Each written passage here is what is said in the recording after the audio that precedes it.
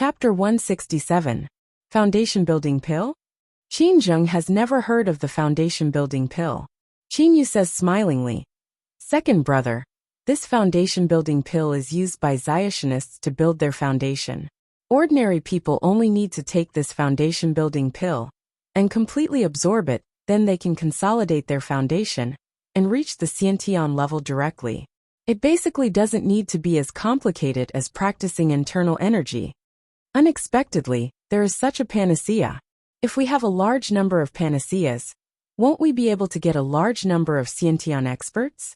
After all, Qin Zheng is the ruler of a country, so he is still thinking about the country's interests. On the Qianlong continent, a Xiantian expert is already considered extraordinary. If he can get a large number of Xiantian experts, he can indeed raise his country's military power by a level." Qin Yu shakes his head and says smilingly, "Second brother, you're wrong about this. What does a Xiantian expert count for? If you don't become a Jin Dan, you can't be considered a Zyatianist at all. This foundation building pill is much more precious than a Xiantian expert. Even though it's a relatively basic pill, it still needs 7 ingredients, and the method of concocting it is also a secret. Ordinary small Xiuzhen schools simply can't take it out."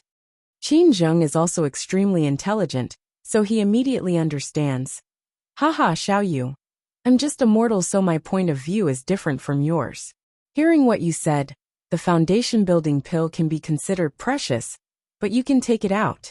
Looks like third brother, you've been doing pretty well in the overseas Xiuzhen world." Since they are brothers, Qin Zheng naturally speaks a bit more casually. "I'm just so." At the moment Qin Yu is in a rare good mood. Qin Feng however says smilingly, "Second brother, Xiao Yu, haha.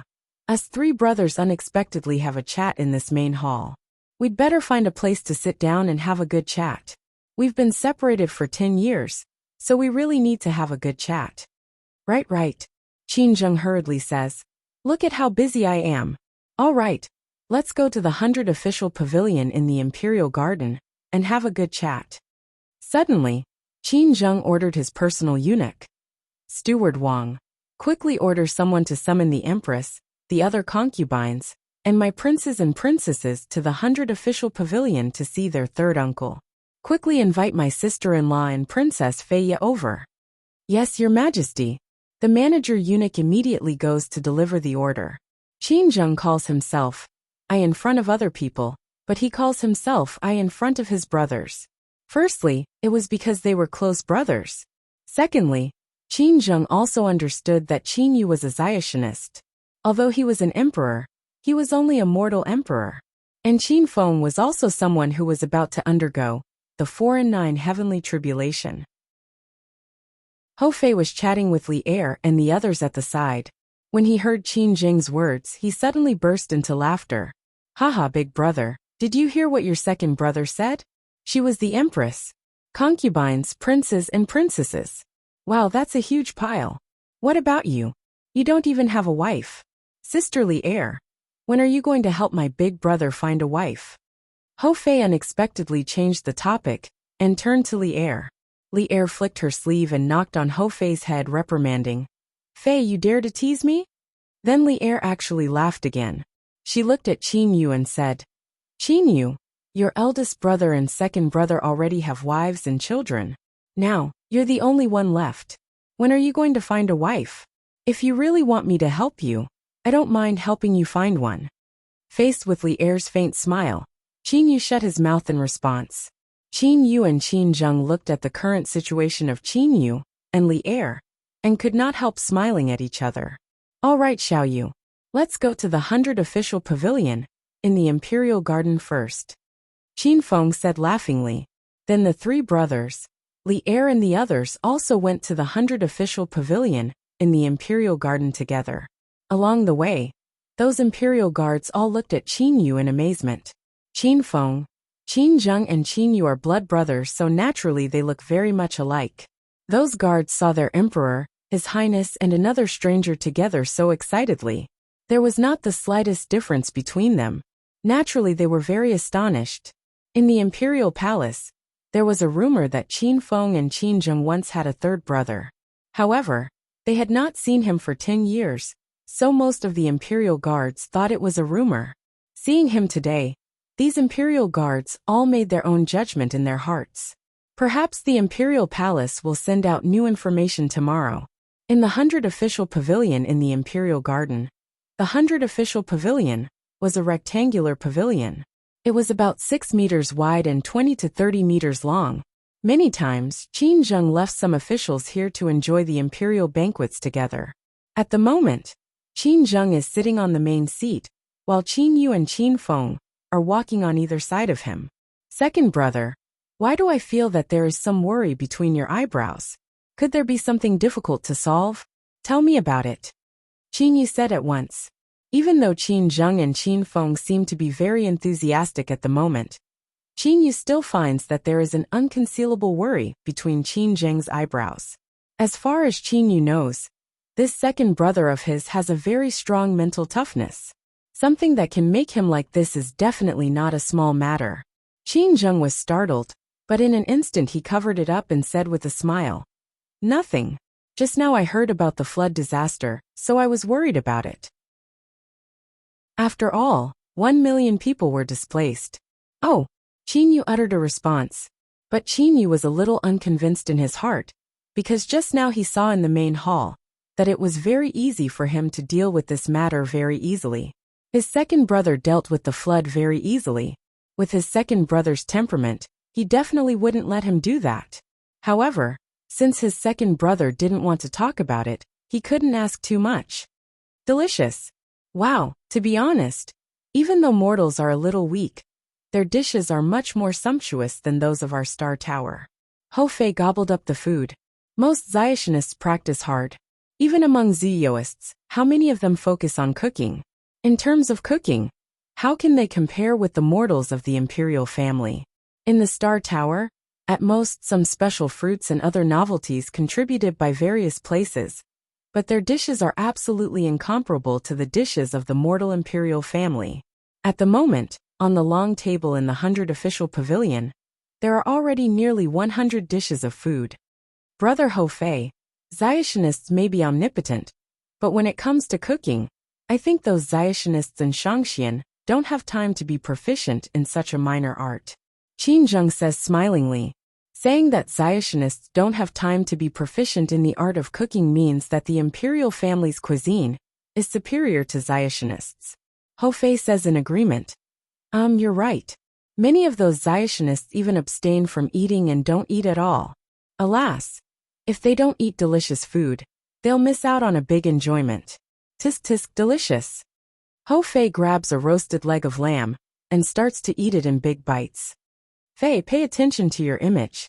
Qin Yu reprimands Hou Fei. Hou Fei's table manners make Qin Yu feel embarrassed. In the Star Tower, because most of the people there are Zioists, Qin Yu naturally does not care about how Hou Fei eats. But this is the Imperial Palace. Qin Yu was born in a royal family, so he naturally knows etiquette. In the Imperial Palace, he has to pay more attention to etiquette. Seeing Hou Fei eat and drink like this, even the palace maids and eunuchs open their eyes wide. In the Ming Dynasty on the Qianlong continent, the current emperor of the Ming Dynasty, Zhu Yan, is following 5 Shangxian. The leading Shangxian is a handsome young man. He is dressed in an emerald green gown and looks very handsome. Zhu Yan, haven't you always wanted to meet some big shot from the overseas Xiuzhen world?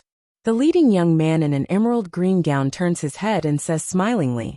Zhu Yan's heart jolts. He immediately says smilingly, Shangxian Dongfang, could it be you want to introduce me to a big shot from the overseas Xiuzhen world this time? Shangxian Dongfang's Chaoyang school is already an extraordinary large school. Could there be an even bigger shot coming? This young man in an emerald green gown is none other than Dongfang Yu. As the junior master of the Chaoyang school, his power has reached the early Yuanying stage. In this mortal world, he is naturally a super top-notch expert. The Chaoyang school is the largest Xiaxianist school, within 1,000,000 li of the south of the Qianlong continent. It is much larger than Finjiuzi's Pure Sword School, and has more than 2,000 to 3,000 disciples. It should be noted that generally only the core area, the islands of the Penglai Immortal region, has several thousand disciples. In a border area, the Chaoyang School can indeed be regarded as a super large school because it has so many disciples. This time, Dongfang Yu is taking 2 disciples on a trip to the Qianlong continent out of boredom. The 2 Shangxian of the Ming dynasty are from the Chaoyang School, so naturally they receive them respectfully. Therefore, Dongfang Yu stays in the imperial palace of the Ming dynasty. My Chaoyang School is indisputably the #1 school within a million li of the Ming dynasty. But there are a lot of Xiaxianist schools.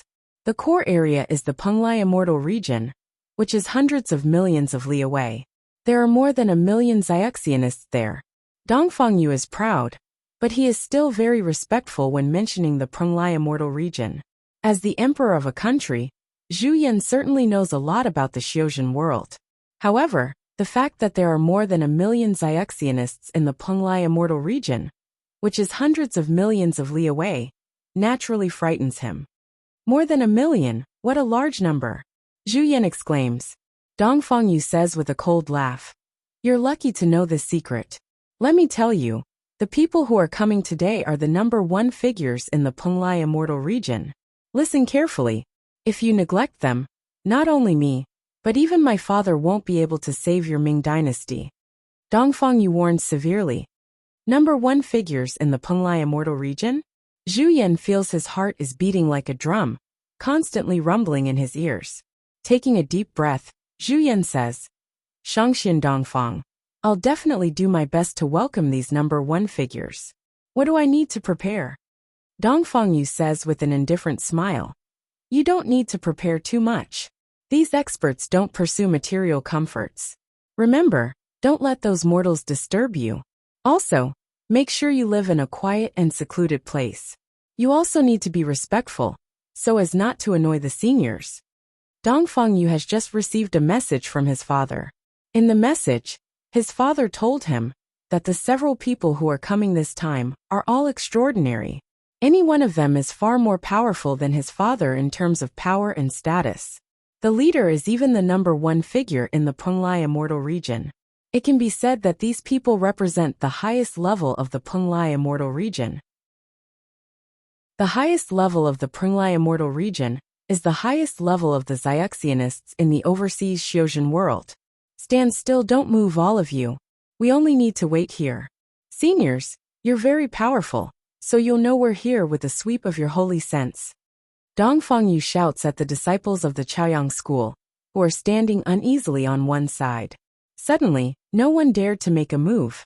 After waiting for a long time, 3 silhouettes are seen shooting extremely fast from the horizon. In an instant, they arrive above the imperial palace. Then they descend directly from the clouds, as if they are taking a stroll in a courtyard. Their supreme immortal aura makes the several people below them very respectful. They are none other than Reverend Yen Su, Reverend Huatian, and Reverend Difeng. Junior Dongfang Yu greets the 3 seniors. The headmaster of the Chaoyang school is my father. Dongfang Yu is very respectful. The several people behind him are not even qualified to speak. Reverend Yen Su responds indifferently. Reverend Huatian and Reverend Difeng do not care at all. The Chaoyang school is the #1 school within a million li of the Qianlong continent, but it is nothing in the eyes of the Penglai Immortal region. The #1 expert of the Chaoyang school is only at the early Dongshu stage. Reverend Yen Su and the other 2 are all at the Kongming stage or above. Reverend Huatian's eyes suddenly brighten. He arrives at Zhu Yan's side in a flash and looks at him with interest, saying, Brat, you don't have elemental energy. Could you be the emperor of this so-called Ming dynasty? Zhu Yan says respectfully at once, I am indeed the emperor of the Ming dynasty. Greetings, senior. Reverend Huatian nods his head satisfactorily. This time Reverend Yen Su has come here because he needs a favor from the Chaoyang school. Of course he cannot be too arrogant. Dongfang, this time I have an appointment with your father. I want him to send 1,000 disciples and 1,000 disciples from the surrounding schools to quickly come to this Qianlong continent to listen to my command. Presumably you already know. Reverend Yen Su says with an indifferent smile. Dongfang Yu says respectfully, I know. It's my Chaoyang school's honor to be able to serve you, senior. Reverend Yen Su nods his head satisfactorily. That's right. If they were not in a hurry, given the power of the Penglai immortal region, even mobilizing 100,000 Xiaxianists would be a piece of cake. But now the closer they are, the better. The faster they come, the better. This is what Reverend Yen Su has just sent a message to the headmaster of the Chaoyang school. Very good, Dongfang. You only need to arrange accommodation for the three of us. You don't need to worry about anything else. Reverend Yen Su orders. Reverend Huatian says smilingly. Reverend Yen Su, you can stay here first. Now I'm actually somewhat interested in this mortal world, so I'm going to have some fun with this Emperor Zhu Yan. Let's go, Zhu Yan. Reverend Huatian says to Zhu Yan smilingly. Senior, please follow me. Zhu Yan leads the way in the front, and takes Reverend Huatian to enjoy various beautiful things in the mortal world. In the 100 official pavilion of the Imperial Garden of the Qin Dynasty. Greetings, third uncle.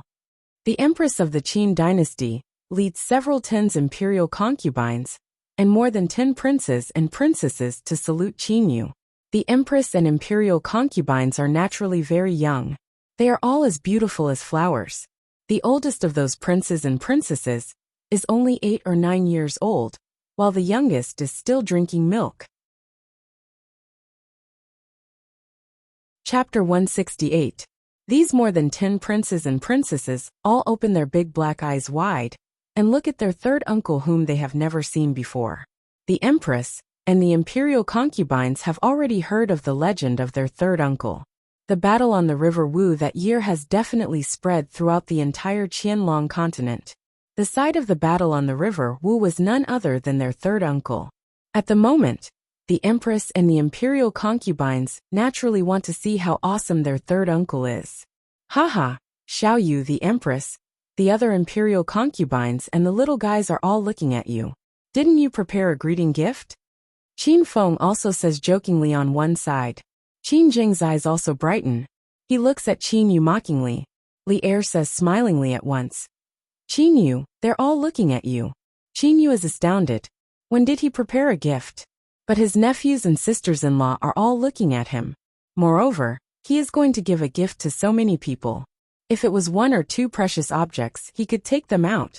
But there are so many people. Suddenly, Qin Yu has a flash of inspiration. He has thought of something. Qin Yu waves his hand. 16 flying swords immediately fly out. This kind of scene stupefies Qin Zheng and Qin Feng. Flying weapons are all holy weapons. Could it be that their brother's greeting gift is a precious holy weapon? Little guys, these 16 flying swords are for you as toys. Qin Yu says smilingly. Qin Zheng, Qin Feng and the Empress are all stupefied for a while. The eyes of the 16 princes and princesses, however, brighten. Holy weapons as toys. Holy weapons are frighteningly precious on the Qianlong continent. A country only has 1 or 2 holy weapons. Humph, big brother, can you even take them out? Ho Fei mumbles. Kuro also flaps his wings to show his disdain. Qin Yu is astonished. The Stellar Tower has established an army of guards, so naturally it has to distribute some weapons. Therefore, the Stellar Tower collects all kinds of ores and treasures, within a radius of several tens of millions of li, and orders some experts, such as guard captains and protectors, to refine them into flying swords for distribution. As a master of refining weapons, Qin Yu naturally also refines several thousand low-grade holy weapons when he is bored. Within Qin Yu's interspatial ring, there was still a large pile of such low-grade flying swords. For the present Qin Yu, low-grade flying swords were indeed toys. Little Yu, you absolutely cannot do this. This gift is too valuable. Only now did Qin Zheng completely wake up from his shock. A spirit tool was already very precious to a mortal country. 16 flying swords were given to some children as toys. Wasn't this a waste? It's fine, but a drop of blood. And they're still young, let me help them. It was naturally very painful to let these children bite their fingers. Qin Yu pointed his finger, and 16 rays of golden light shot towards each of the princes and princesses.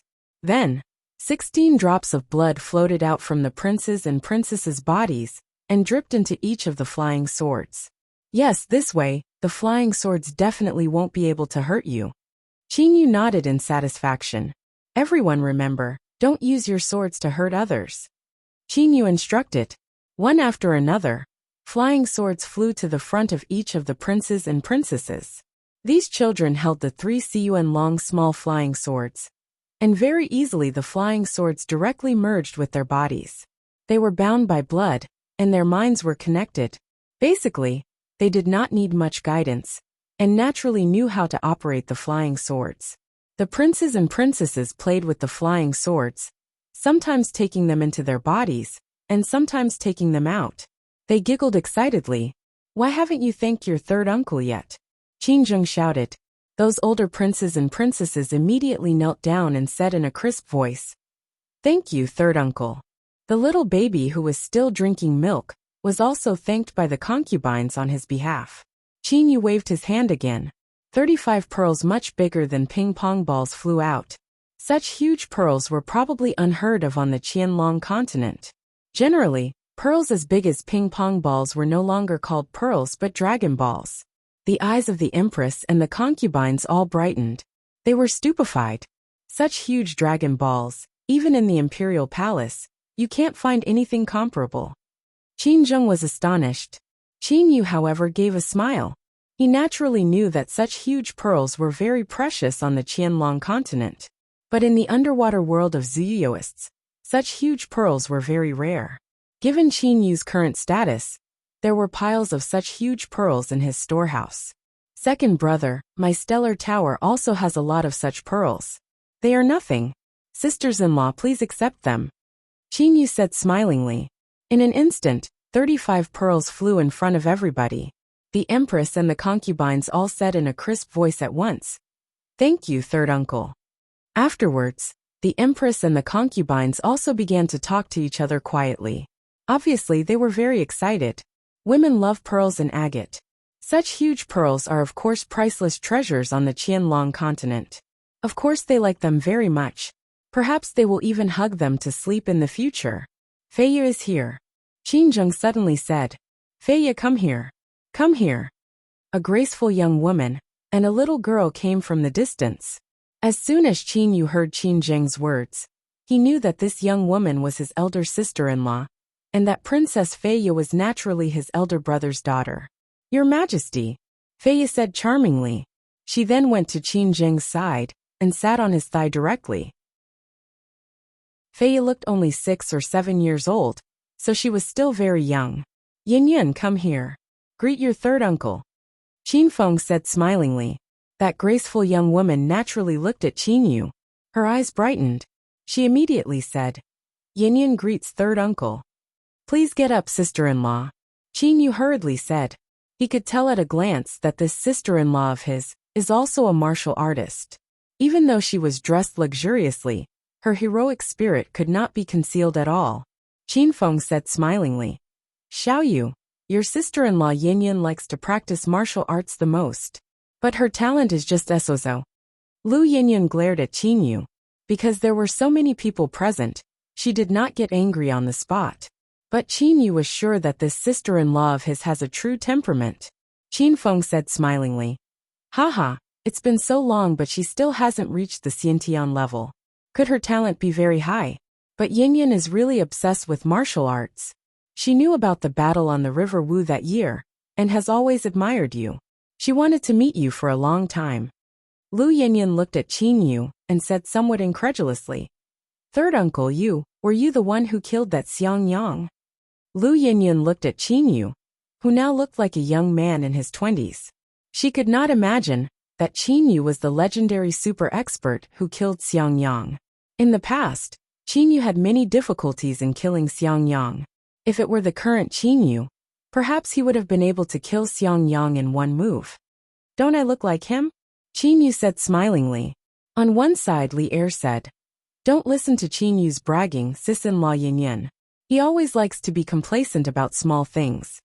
Seeing Li Er, Lu Yin could not help sighing inwardly at Li Er's natural temperament. She immediately said smilingly, "Is this girl my third uncle's wife?" As soon as these words came out, Li Er immediately blushed. She immediately gave Qin Yu a fierce stare. Qin Yu immediately understood and hurriedly explained, "Sister-in-law, this is my junior sister Li Er." "Miss Li Er, I'm sorry." Lu Yin apologized. At this moment, Princess Feia was playing with those little princes and princesses again. Third uncle. I also want that. Feia ran up to Qinyu and stared at Qinyu. Qinyu could not help shaking his head with a smile. Immediately, he waved his hand and a flying sword flew out again. Little Feia, remember, don't hurt people randomly. Qinyu helped Feia bind the sword with his blood. Qinzheng suddenly said, Xiaoyu, these flying swords are given to these children. What do they know? It won't be good if they hurt people. That's right. Qinyu agreed inwardly. He immediately said, let's do it this way. They'll still be laughing. I'll set a restrictive spell on their flying swords, completely covering them, so that they won't be able to attack. Lu Yinyan said with a nod. I've heard about him for a long time. Qin Feng said with a sigh. Yes, my third brother is tenacious and unyielding. Even though he couldn't practice internal energy in his dantian, he still worked hard on external energy, and became the first Xiantian external expert on the Qianlong continent. Later on, he even entered the ranks of Xiatianists. My third brother is a person who will never admit defeat. Given his character, I believe he'll be able to occupy a territory in the overseas Xiozhen world where danger lurks. But I also know that third brother can even throw away his life for the sake of his brothers and relatives. At the moment Qin Feng's mood is somewhat excited. Yin Yan, if I asked for a middle-grade holy weapon, third brother would ask me where it went. How should I answer him? Should I say, third brother, I'm useless and my middle-grade holy weapon was taken away by someone else? Can I tell him about this? Yin Yan, do you think I should tell third brother about this? Qin Feng's eyes have become somewhat red. Lu Yinyan opened her mouth, wanting to say something, but no words came out. Yinyan, I can't tell him about this. Once I tell him, given third brother's character, he'll definitely ask me who took away my middle-grade holy weapon. Once he finds out about this, he'll definitely find out a series of things. Given his character, he'll definitely fight to the death. Tell me, if third brother fights with those people, will he still be able to survive? Qin Feng shook his head and said with a sigh. Third brother is formidable, but he's only been wandering in the overseas Xiozhen world for 10 years. He has some foundation, but how deep can his foundation be? No matter what, I can't let him get hurt. Lu Yinyan's face is full of anxiety.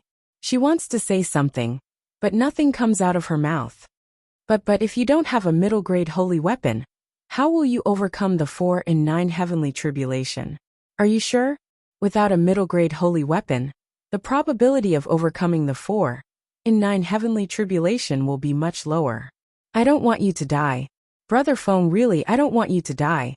Lu Yinyan hugged Qin Feng tightly. Qin Feng hugged his wife and said with a faint smile, life and death are up to fate. Yinyan, no matter what, we can't involve third brother. My third brother has suffered too much in his life. We can't let him suffer and risk his life again, even if I die. In Qin Feng's arms, Lu Yinyan burst into tears. After a long time. Brother Feng, what if third uncle sees father? Lu Yinyan suddenly said. Once he sees father, given his wisdom, he'll definitely figure it out. Qin Feng said with a sigh. Father already knows that Xiaoyu has come back. But for Xiaoyu's sake, he and Finjiuzi will keep doing closed-door training. They won't let Xiaoyu know about that. Even though we said he would come out in half a year, nobody can say for sure when he'll be in closed-door training. Isn't that right? Lu Yinyan raised her head and looked at Qin Feng. She said in disbelief. Could it be that in order to hide this matter, Father and Uncle Feng are going to keep doing closed-door training? A hint of bitterness also appeared on Qin Feng's face. There's no other way. Don't you know Father and Uncle Feng's characters? Besides, Father always thinks he owes third brother. In any case, he'd rather keep doing closed-door training than come out to harm third brother. Lu Yinyan only felt pain in her heart, but she couldn't say anything. Qin Feng was also frustrated. His previously straight figure now looked somewhat bleak. Chapter 169. More than a month has passed in the blink of an eye, outside the capital of the Ming dynasty. As soon as Reverend Yin Su arrived, the Ming dynasty has already started a large-scale construction project. Not only has it mobilized all 400,000 central guards in the capital, it has also asked a large number of common people to help it build a group of residences at top speed in just a month. Most of these residences are made of wood, bamboo or stone. The surroundings are quiet and secluded with small bridges and running water. Even Reverend Yen Su is satisfied after seeing them. That night, Reverend Yen Su, Reverend Huitian, Reverend Difeng, Dongfang Yu and the other 4 disciples of the Chaoyang school, as well as the Ming dynasty's Emperor Zhu Yan and several tens of his subordinates, are all waiting quietly outside the city. They all know that 2,000 Xiuxianists from the Chaoyang school and the surrounding schools are about to arrive tonight. Originally, according to their speed, they would have arrived in the day. However, Reverend Yen Su considers that they may be seen by ordinary people during the day, so he tells them to stay at the seaside first and come late at night. 2,000 Shangxian? Your Majesty, are there really so many? A pretty woman beside Zhu Yan asks in a low voice. This woman is none other than one of Zhu Yan's favorite concubines. Even though this matter is confidential, Zhu Yan still tells this concubine about it, and even brings her here. Zhu Yan makes a gulu sound in his throat and also says in a low voice, I've only heard about it. Don't talk. Just wait quietly. We'll know when the time comes. Zhu Yan and the group of people under his command were all nervous. Shangxian, in the eyes of every mortal on the Qianlong continent, have a supreme status. If the emperor is the pinnacle of power, Shangxian is the pinnacle of power. They are unattainable. However, tonight, 2,000 Shangxian are unexpectedly coming. 2,000 Shangxian. They're coming. Reverend Yen Su says indifferently with a faint smile on his face. Reverend Yen Su, Reverend Huitian and Reverend Difeng are so high that they can easily mobilize over 10,000 Xiuxianists on the Qianlong continent. Naturally, 2,000 Xiuxianists will not surprise them. In a short while, countless silhouettes appear indistinctly in the pitch-black night sky. They then dive down extremely fast. In just a moment, the 2,000 Xiuxianists land directly. As soon as the leader sees them, he bows and says, Dongfang Yen of the Chaoyang school greets you, Reverend. Of the 2,000 Xiuxianists, only the leaders of the other Xiuxianists bow to salute. The Xiuxianists then get down on one knee and say loudly, Reverend, Reverend. That voice was extremely loud. However, it was already a curfew, so no one dared to come out to take a look. Sect Master Dongfang, Sect Masters, let's rest for a day or two. We'll talk about the search for the Black Jade Box in a day or two. You don't need to worry. All the schools within a range of 10 million li have already dispatched troops to rush here. It's just that they're a bit far away, so it'll take them some days to arrive. Reverend Yen Su says with an indifferent smile. Dongfang Yen said with a smile. If Jimren has an order, we will naturally obey it. Reverend, my son hasn't bothered you during this period of time, has he? At this moment, Dongfang Yu was extremely respectful. Reverend Yen Su says smilingly while stroking his beard. Headmaster Dongfang, you've taught your son well. This Dongfang boy is indeed well-mannered. At this moment, the hearts of the Ming Emperor Zhu Yan, his beloved concubine, and his subordinates were thumping. Hearing that there were 2,000 upper immortals was one thing, but seeing 2,000 upper immortals fly down from the sky was another thing. Flying on the sword. In the eyes of mortals, flying in the air was the mark of an exalted immortal. Normally, when they saw an ascendant immortal flying across the sky, they would be shocked. Now that so many upper immortals were flying down from the sky, they were all stupefied. Zhu Yan is an emperor at any rate, so his tolerance is relatively strong. He takes a step forwards and says respectfully, Headmaster Dongfang, that residential area has already been prepared for you. It's specially prepared for your stay. Dongfang Yen takes a look at the residential area not far away and nods his head in satisfaction. Qin Yu has been very happy in the past several months.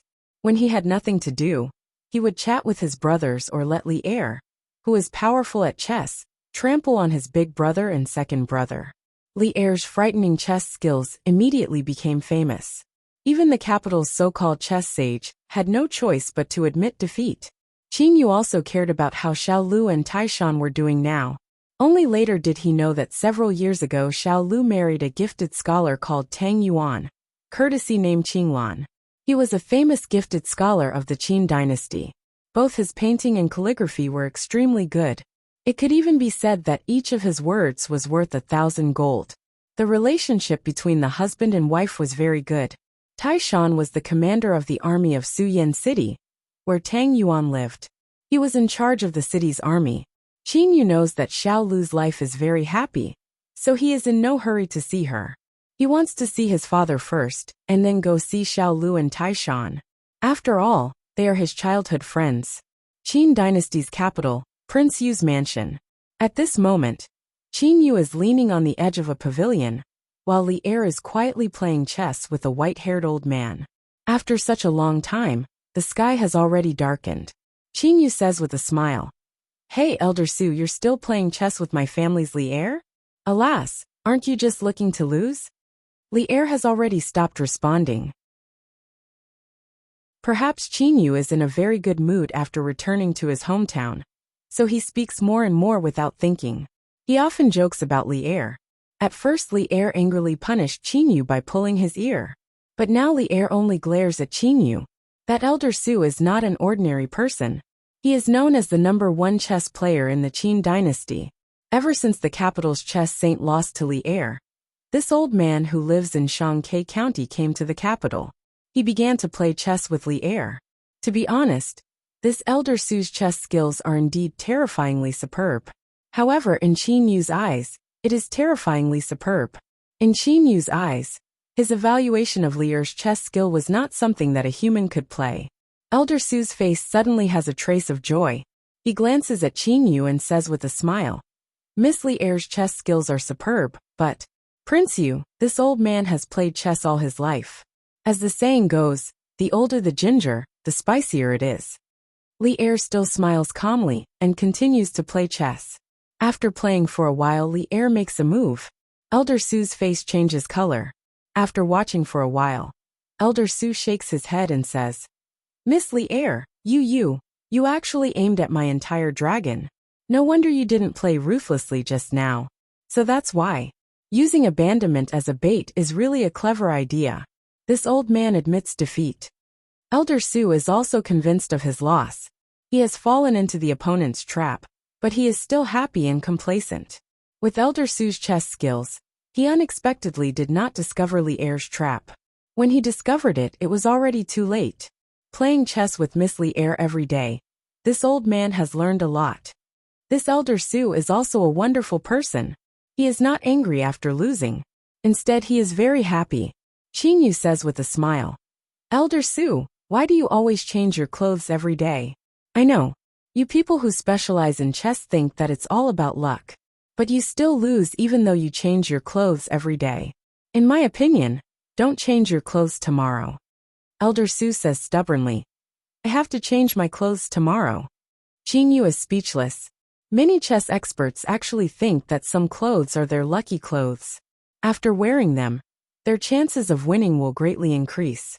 However, Elder Su changes his clothes again and again, but he always loses. He has never won. Sigh, it seems I don't have any clothes to change. Elder Su suddenly frowns and says, "Forget it, save some money. I won't change." After playing for so many days, even if Elder Su has a good background, he has already changed his clothes many times. "Miss Li Er, this old man will leave first. I will come back tomorrow to play another game with you." Elder Su says with a smile. Li Er also says with a smile. Elder Su's chess skills are superb. The mid-game and end-game are extremely powerful. Only the beginning of the game is slightly lacking. Elder Su smacks his lips twice and says, "Miss Li Er, it is not that this old man is slightly lacking in the beginning. It is that you are too strong. Your layout is too ingenious. Your unconstrained move can only be seen after dozens or even hundreds of moves." This old man accepts his defeat wholeheartedly. After Elder Su leaves, only Qin Yu and Miss Li Er are left in the pavilion. Li Er, father and Uncle Feng have been in closed-door training. Although they should come out in 1 or 2 months, it is hard to say when they will be in closed-door training. I am going to see my teacher, General Zhao Yunxing, first. Anyway, I am fast. At this moment, Qin Yu suddenly wants to see his first teacher, Zhao Yunqing. Li Er nods and says, "Well, if you want to go, then go. If others ask, I will help you.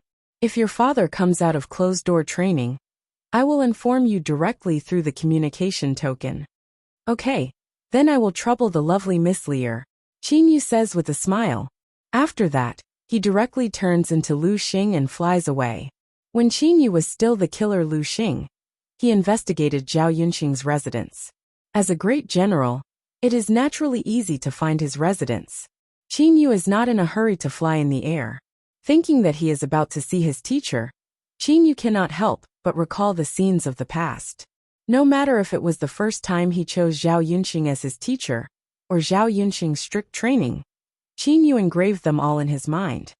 Qin Yu frowns, and then takes out a communication token. It is a message from Yen Rui, the head of the 8 guardians, that the 10,000 guards of the Stellar Tower have arrived at the Qianlong continent under the leadership of the 4 guardians. Very good. Continue to fly north, and you will see a huge primeval forest. You will be stationed there for the time being. After I arrange your accommodations, you can fly to the Qin dynasty. Qin Yu directly gives his subordinates an order. That primeval forest is the same forest where Qin Yu made simple wooden boats when he left the Qianlong continent. In just a short while, Qin Yu arrives at the general's mansion. After scanning with his holy sense, Qin Yu cannot help but frown. He does not find his teacher Zhao Yunqing. He only finds Zhao Yunqing's son Zhao Yinyan. Zhao Yinyan has already been promoted to a great general and is about to lead the army in place of his father. However, he is now ordered by the emperor to stay at home and reflect calmly. Zhao Yinyan does not resist. Instead, he stays at home with his wife and child and carefully reads some military books. While meditating in the pavilion, Zhao Yinyan suddenly hears a familiar voice. "Big brother Yinyan." Zhao Yinyan turns his head to take a look and cannot help being shocked. "Your Highness!" That year, after Qin Yu killed Xiangyang, all the armies gathered in the capital. Afterwards, Zhao Yunqing took his son to meet with Qin Yu. During those months, Qin Yu and Zhao Yinyan got to know each other, and their relationship was very good. "Your Highness, you are back. That's great. When did this happen?" Zhao Yinyan says excitedly. Qin Yu says with a smile, "It has been a while. Right, where is teacher? Why is he not in the general's mansion?"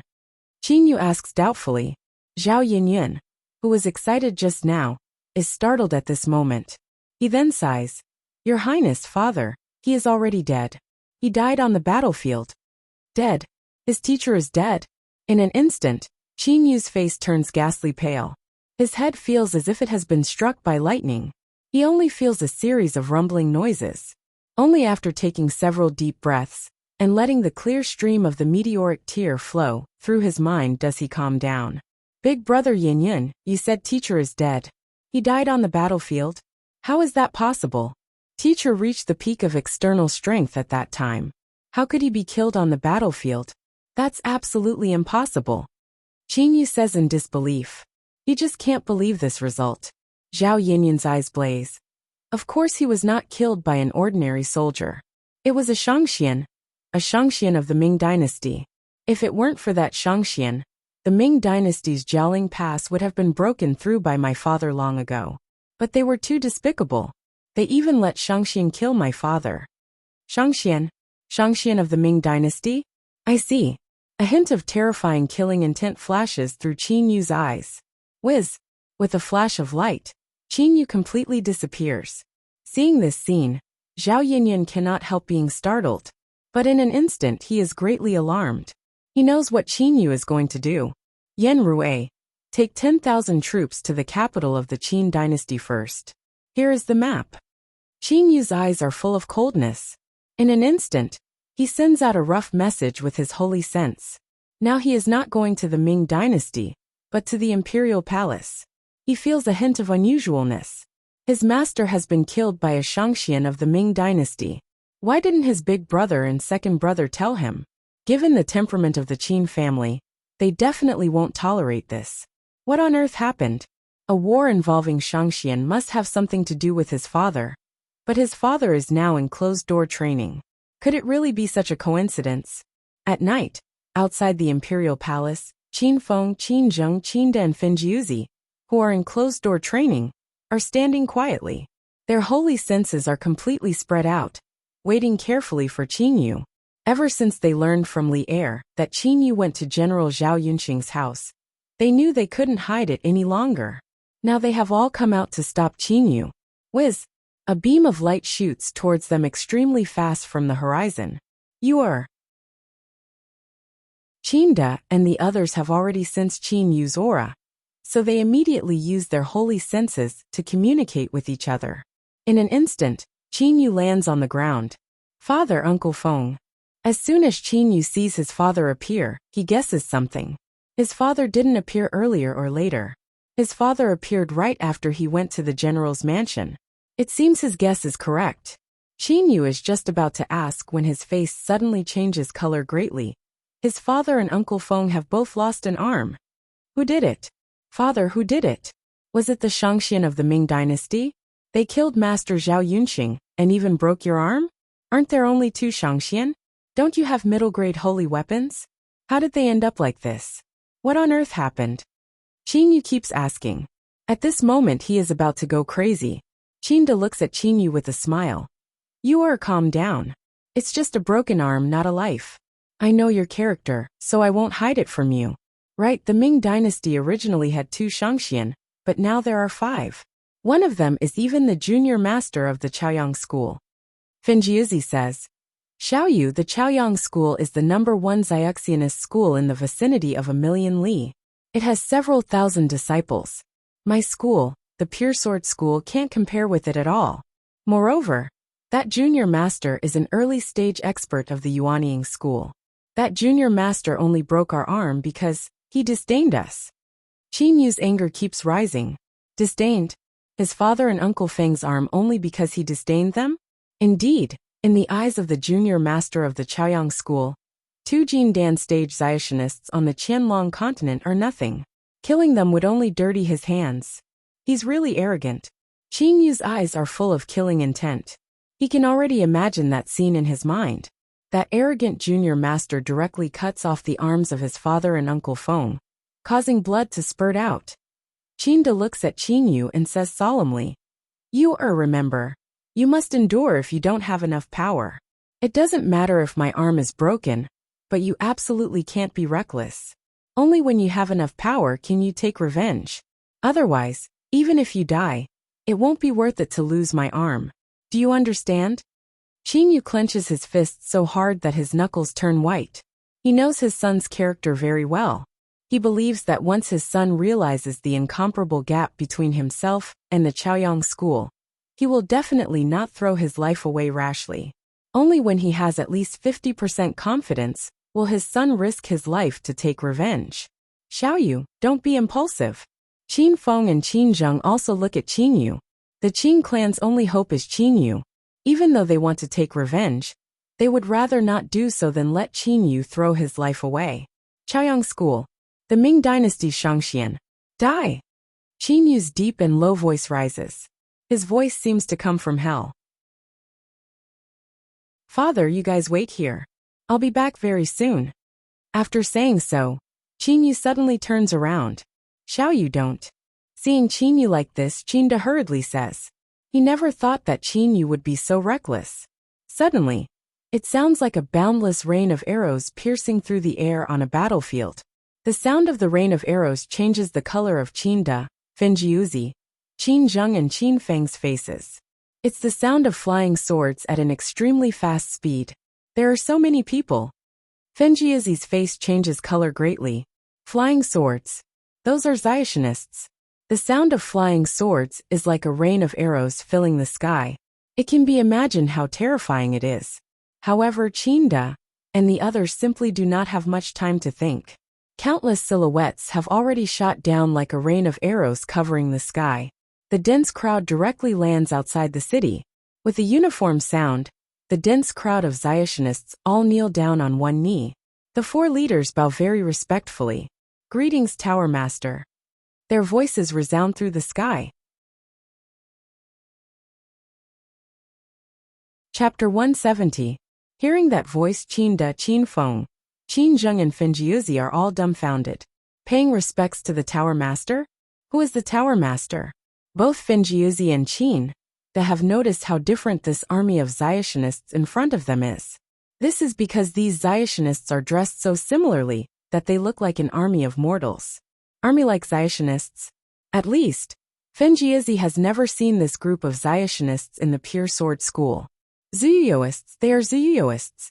Finjiuzi's face changes color greatly. He immediately says to Qin De, Qin Feng, Qin Zheng and Qin Yu through holy sense communication.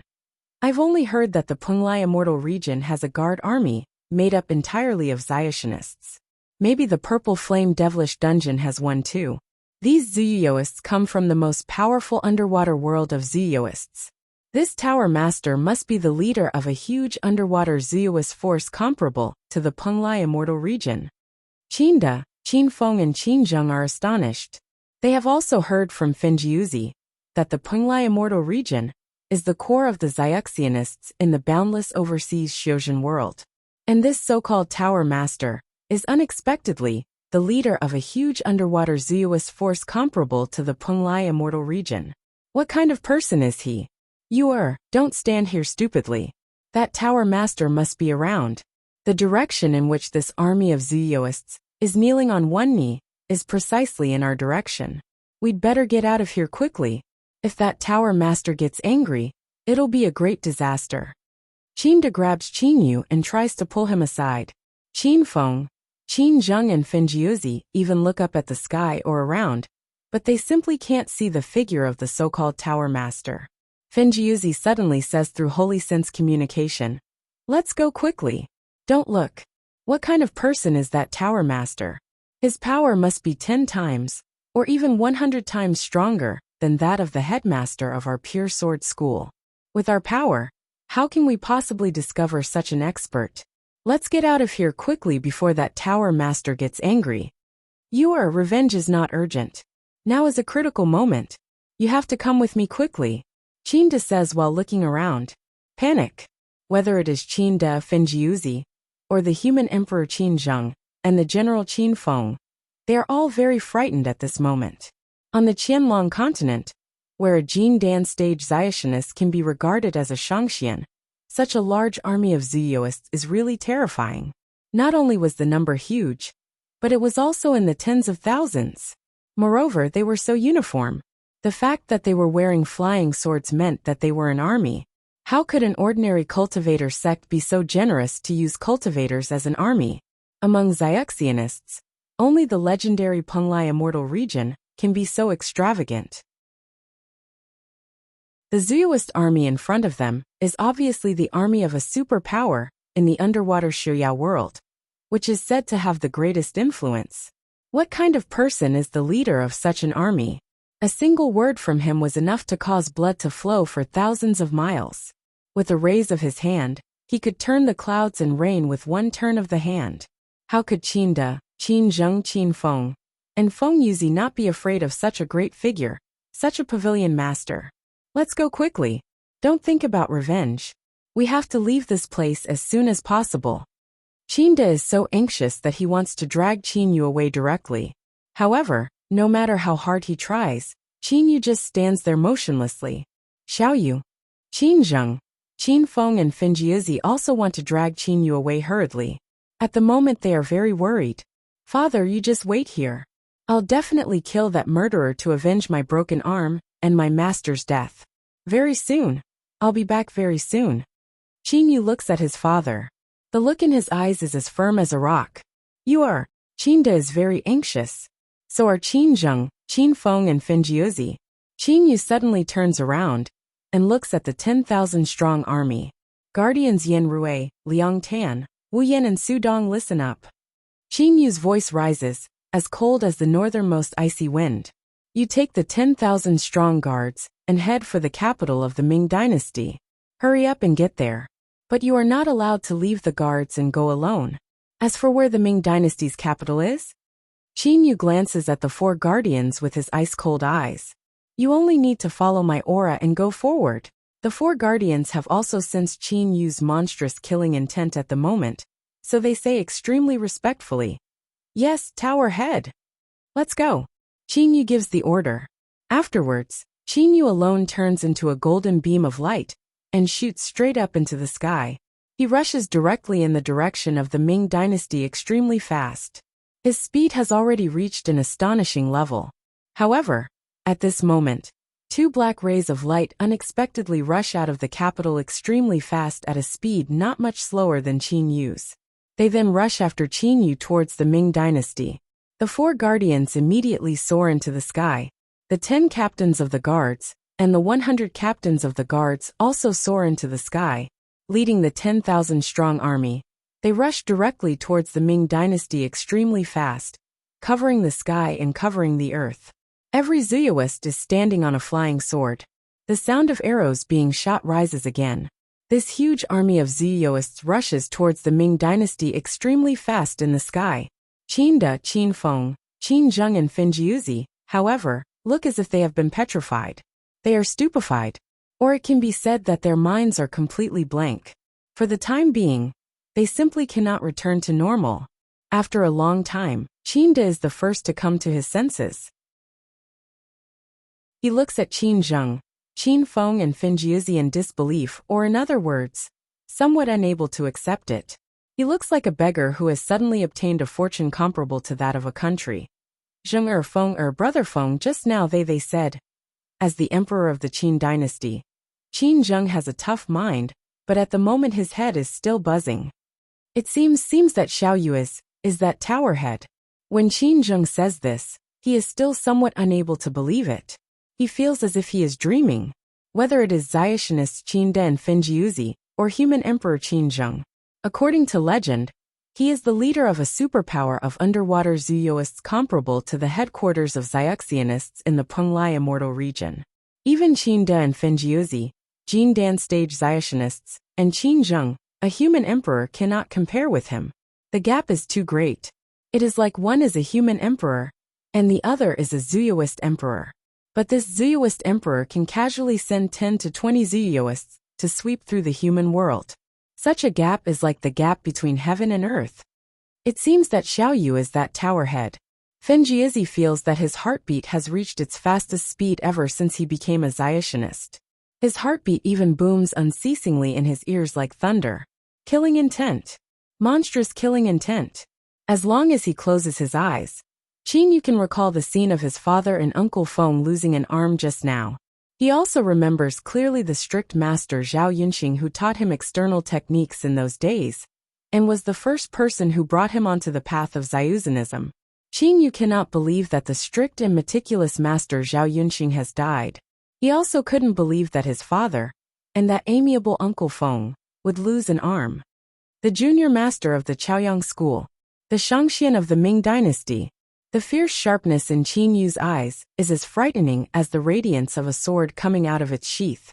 The 2 streaks of black light closely following Qin Yu are none other than Xiao He and Hou Fei. They heard the sound of the Stellar Tower's army in the capital, so they immediately flew out. Seeing Qin Yu's unprecedented killing intent, Kuro and Hou Fei say nothing. They are just following Qin Yu.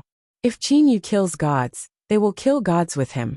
If Qin Yu kills demons, they will kill demons with him. Brothers are never abandoning each other at the most critical moment. A golden ray of light and 2 black rays of light rush extremely fast towards the Ming dynasty one after the other. Wherever they go, the monstrous killing intent is emitted. Even though it is coming from the sky, some Xiantian experts on the ground are still horrified. In just a short while, the sound of arrows shooting through the sky makes many city guards tremble in fear. They raise their heads only to see countless dense and indistinct shadows shuttling through the sky in an instant. That night, the Xiantian experts, the occasional Zayashinists, and the city guards on the straight line from the capital of the Qin dynasty to the capital of the Ming dynasty are all scared out of their wits. Everyone feels that something big is going to happen. Qing Long, Teng Shan, and the 2 guardians under his command were in a courtyard, and they were wantonly tasting fine wine. Suddenly, what a strong killing intent. Azure Dragon suddenly stops drinking the wine pot in his hand and slightly closes his eyes. In an instant he says to Tung Shan and the other three with a smile, "There's going to be a good show. Come with me and watch it." "How can we not obey the palace master's order?" Tung Shan says with a smile. In an instant, there is no one in the courtyard. In the capital of the Ming dynasty, Qin Yu directly flies over the sky. Qin Yu looks back at the residential area outside the city in the distance. Qin Yu can clearly feel that there are many Zayashinists there. However, this time, Qin Yu wants to find the Shangxian of the Ming dynasty, the young master of the Chaoyang school, who cut off his father's arm and killed his master. In the imperial palace, Qin Yu stands in the air above the imperial palace. In an instant, his soul sense completely covers the entire imperial palace. At this moment, Qin Yu's soul sense naturally covers the entire imperial palace with ease. However, there are only 2 weak Zayashinists in the entire imperial palace. Sharp arrow shuttling, Qin Yu directly shot toward a bedroom. He then stood outside of the bedroom. In the dark night, Qin Yu's black gown was fluttering. His overflowing killing intent had frightened the guards of the bedroom to the point that they did not dare to move. They did not even dare to make a sound. Qin Yu reaches out his right hand. Ah! A middle-aged man in yellow pajamas slowly flies out of the bedchamber, as if he is choked by someone. The middle-aged man's face is full of terror. His feet are constantly kicking, and his face is red as if his throat is choked. Qin Yu withdraws his right hand. The middle-aged man falls directly to the ground. Who are you?" Zhu Yan points at Qin Yu and asks in terror. Qin Yu has no time at all at this moment, nor does he want to waste time with Zhu Yan. "Listen, where are the Shangxian of the Ming dynasty? Where is the young master of the Chaoyang school? What's his name? If you talk nonsense you'll die." Zhu Yan can't help trembling all over. He has no doubt that the man in front of him can kill him. Even though he has seen so many Zayashinists, he has never seen such a horrible killing intent. Only 2 Shangxian are still living in the imperial palace. The other 3 have gone to the immortal's realm. Cold sweat keeps oozing out of Zhu Yan's forehead, but he still says, "The immortal's realm. The immortal's realm is the residential area outside the city. There are several thousand Zayashinists there." The young master of the Chaoyang school. The young master of the Chaoyang school is also there. His name is Dongfang Yu. With his heart trembling, Zhu Yan finally finished speaking. "Very good." Qin Yu's figure soars into the sky. His speed is so fast that in an instant, there is a sonic boom. Like a hurricane, Zhu Yan and the guards around him are immediately sent flying. The roof of the nearest bedchamber is even overturned. Xiao He and Ho Fei are also standing in the air, looking at the bedchamber. "I've never seen Big Brother so angry." Xiao He's deep voice rises. Ho Fei's eyes flash with ferocity. "Big Brother has such a good temper, but he is so angry. Something big must have happened. Mixed hairy bird, let's go. I'd like to see who dares to be so bold. I'll smash them into meat patties with my stick." Ho Fei holds the black stick in his hand with a murderous look. Among the 3 brothers, Ho Fei is the most brutal. "Let's go." Kuro seems to have no murderous look at all. However, Ho Fei knows that the indifferent Kuro is even more ruthless and cruel than Ho Fei when he kills people. Moreover, the way Kuro kills people is even weirder and more brutal than Ho Fei's. Outside the capital of the Ming dynasty, outside the so-called immortal's realm, Qin Yu stands in the air, his eyes glittering with coldness. "Dongfang Yu of the Chaoyang school, come out and face your death." His mighty voice rises in the entire residential area. Even the people in the capital of the Ming dynasty can hear it clearly. The high-ranking officials of the powerful families in the capital are all frightened. Even the imperial palace of the Ming dynasty is extremely frightened. Who dares to be so bold? He's simply courting death. "Come to my Chaoyang school to make trouble. Tell me your name." Amidst the clamor, figures fly over on their swords. In an instant, there are hundreds of figures all over the sky. However, there are still cultivators flying out of their residences. Obviously, these cultivators are angry at the enemy, who has come to their door so arrogantly. Killing intent flashes in Qin Yu's eyes. Qin Yu, who is furious, doesn't mind killing all the cultivators. "Dongfang Yu of the Chaoyang school, come out and face your death." Qin Yu's voice rises again. Those cultivators are all furious. In their eyes, this guy standing in the air in front of them is too arrogant. They rebuke him one by one. Suddenly there is a clamor. Dongfang Yu dies, or all of you dies. Qin Yu's last shout contains an explosion of stellar energy. In an instant, it sounds like an explosion. With Qin Yu as the center, a terrifying aura spreads out in a fan shape towards this group of Xiaxianists in front of him, unexpectedly silencing over 1,000 Xiaxianists in an instant. Qin Yu's eyes are full of killing intent. His teacher's death, his father's and Uncle Feng's broken arms have already made Qin Yu crazy with anger. If the cultivators in front of him don't know when to stop, what awaits them is death.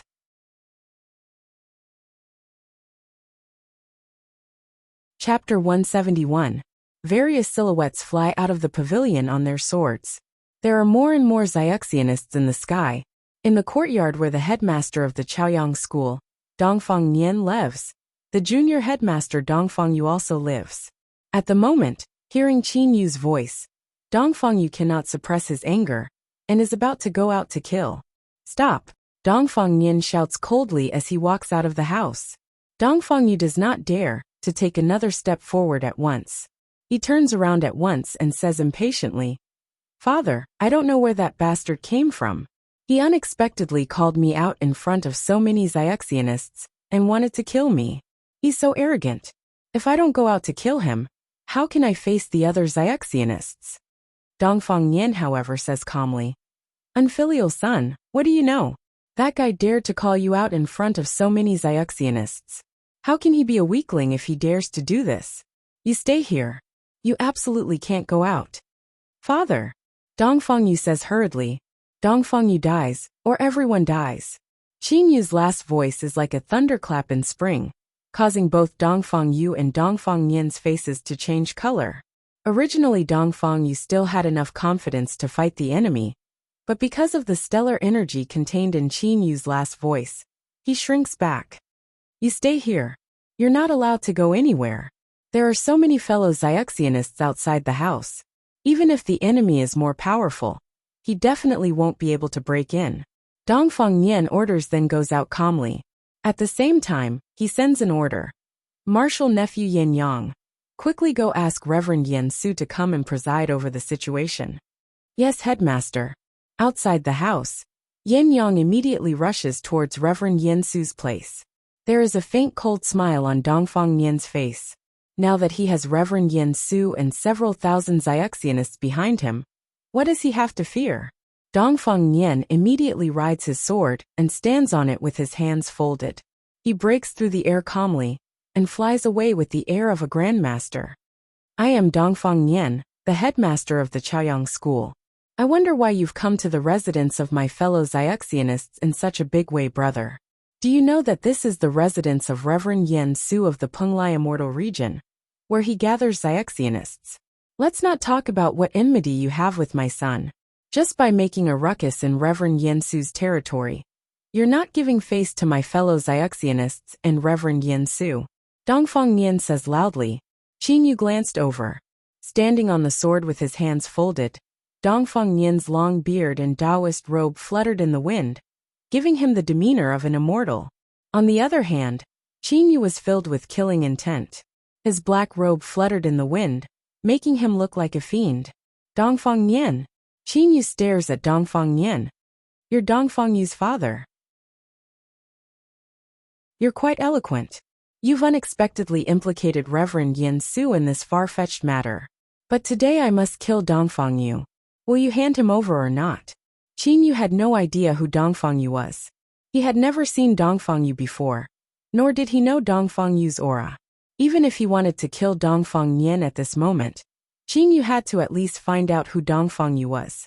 Otherwise, if Dongfang Yu escaped in the end, he would have killed him for nothing. Haha! Dongfang Nian turns his face upwards and laughs out loud. "My fellow Taoist, I've said so much to you but you're still so arrogant.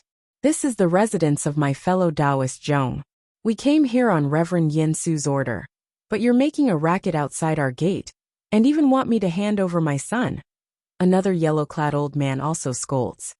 "You're alone yet you're so arrogant. You're looking down on all of us. Qin Yu slightly frowns. Don't talk nonsense. Qin Yu's eyes flash with coldness. I'm only asking you. Will you hand him over or not? If you do, I'll kill Dongfang Yu. If you don't, anyone who blocks me will die. Qin Yu is simply not in the mood to waste time with this group of people in front of him, so he gives an ultimatum right away. You're alone, yet you're so arrogant. How can my Chaoyang school's 1,000 disciples let you do whatever you want? How can the fellow Taoists here let you do whatever you want? Dongfang Nian says with a cold laugh.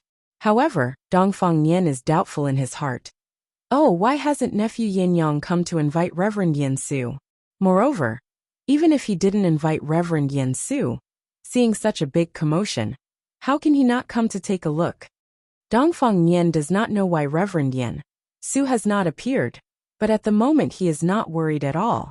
Even though the opponent is powerful, he is only one person.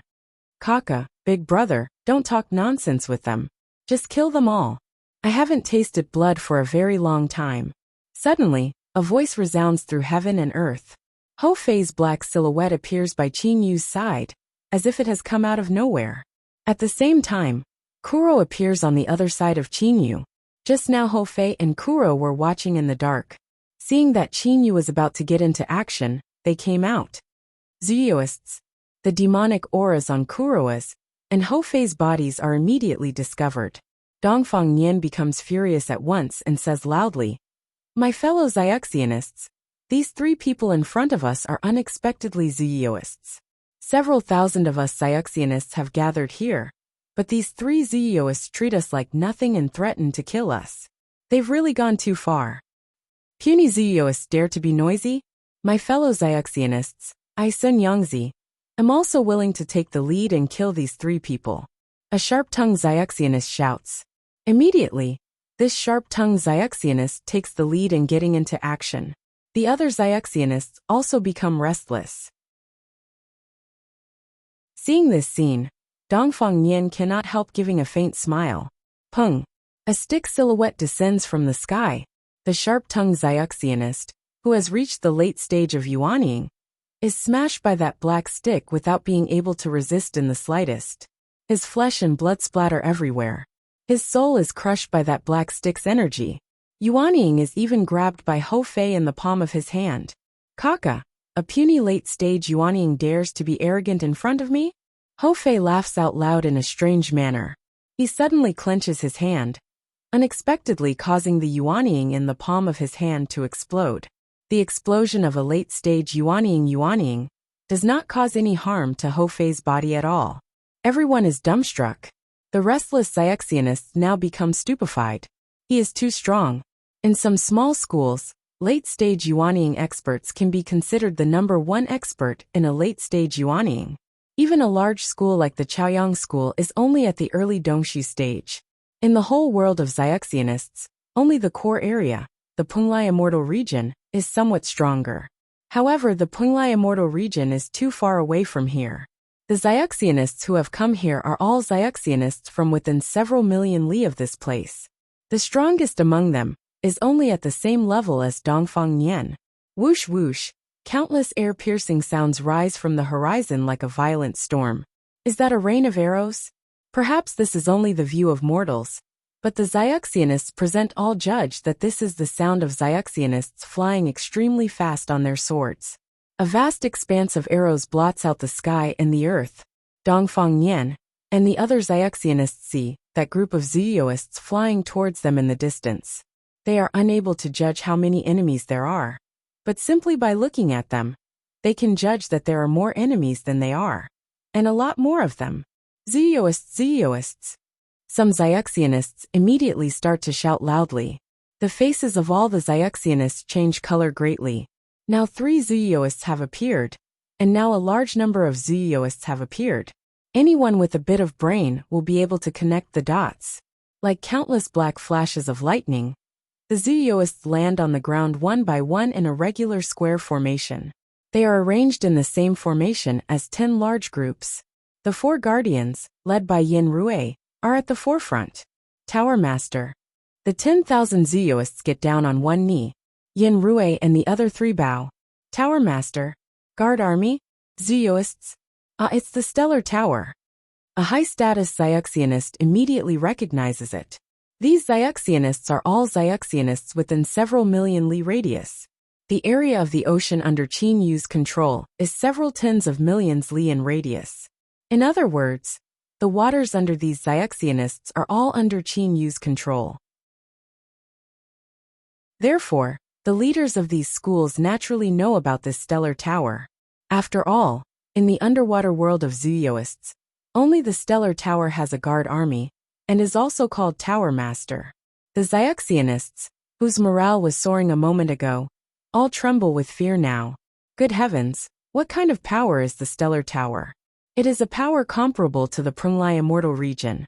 If they fight against it, perhaps the stellar tower's guard army will fly out from the bottom of the ocean and directly destroy their school and their base as soon as the Tower Master gives the order. Now Dongfang Nian also knows that the situation is bad. The stellar tower, it's actually the stellar tower. Then the waters under the island of my Chaoyang school are under the control of the stellar tower. Perhaps the stellar tower will directly destroy the foundation of my Chaoyang school as soon as it gives the order. Dongfang Nian is in a panic. He hurriedly says, "Tower Master." But Qin Yu doesn't have the patience to give him a chance. Kill the 1,000 troops of the Chaoyang school. Leave no one alive so as to comfort my master's soul in heaven. Qin Yu gives the order to massacre. Yes, Tower Master. The 10,000 Zooists charge at the Zyuxianists' camp in a very orderly manner. The difference between an army and a disbanded army is that they are disciplined. It is very obvious that all of those Zyuxianists are in a panic when faced with such a large number of attacking Zooists. They either run away or use escape techniques. Even their attacks are different. One uses restrictive spells, one uses flying swords, another takes out a red silk ribbon and whips it. It's really a mess. Front 5 groups shoot flying swords together. The leader of the first group shouts. In an instant, 5,000 flying swords pierce through the air and attack. Because the Zyuxianists are separated into 2 groups, the Zyuxianists in the front have to face so many flying swords all of a sudden. On average, each Zyuxianist faces several tens of flying swords. This is the result. Those who are quick to react run away by drilling into the ground.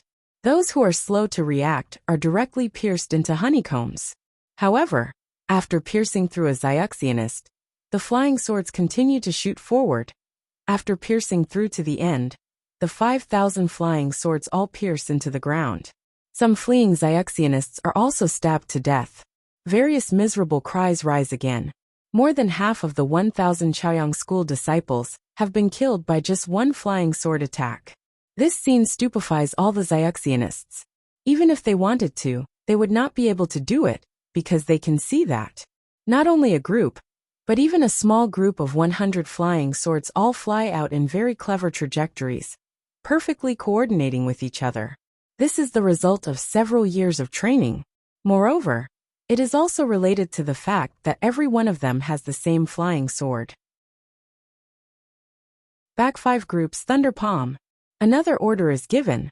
The 5,000 Zooists, who have been preparing for a long time, are ready to strike with their Thunder Palms. The Thunder Palm is not a very formidable technique. It merely absorbs the power of lightning through a restrictive spell. A single Thunder Palm is nothing. But what about 5,000 Thunder Palms? Boom! Boom! Boom! Boom! Explosions rise in succession. Asterisk asterisk asterisk asterisk asterisk. Why has Reverend Yen Su not appeared?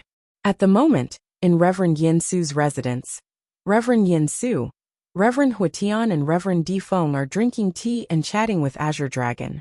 Master of the Blue Dragon Temple, you've set up a restrictive spell around us, so that nobody can hear us. Now you're chatting with us here. What secret do you want to talk about?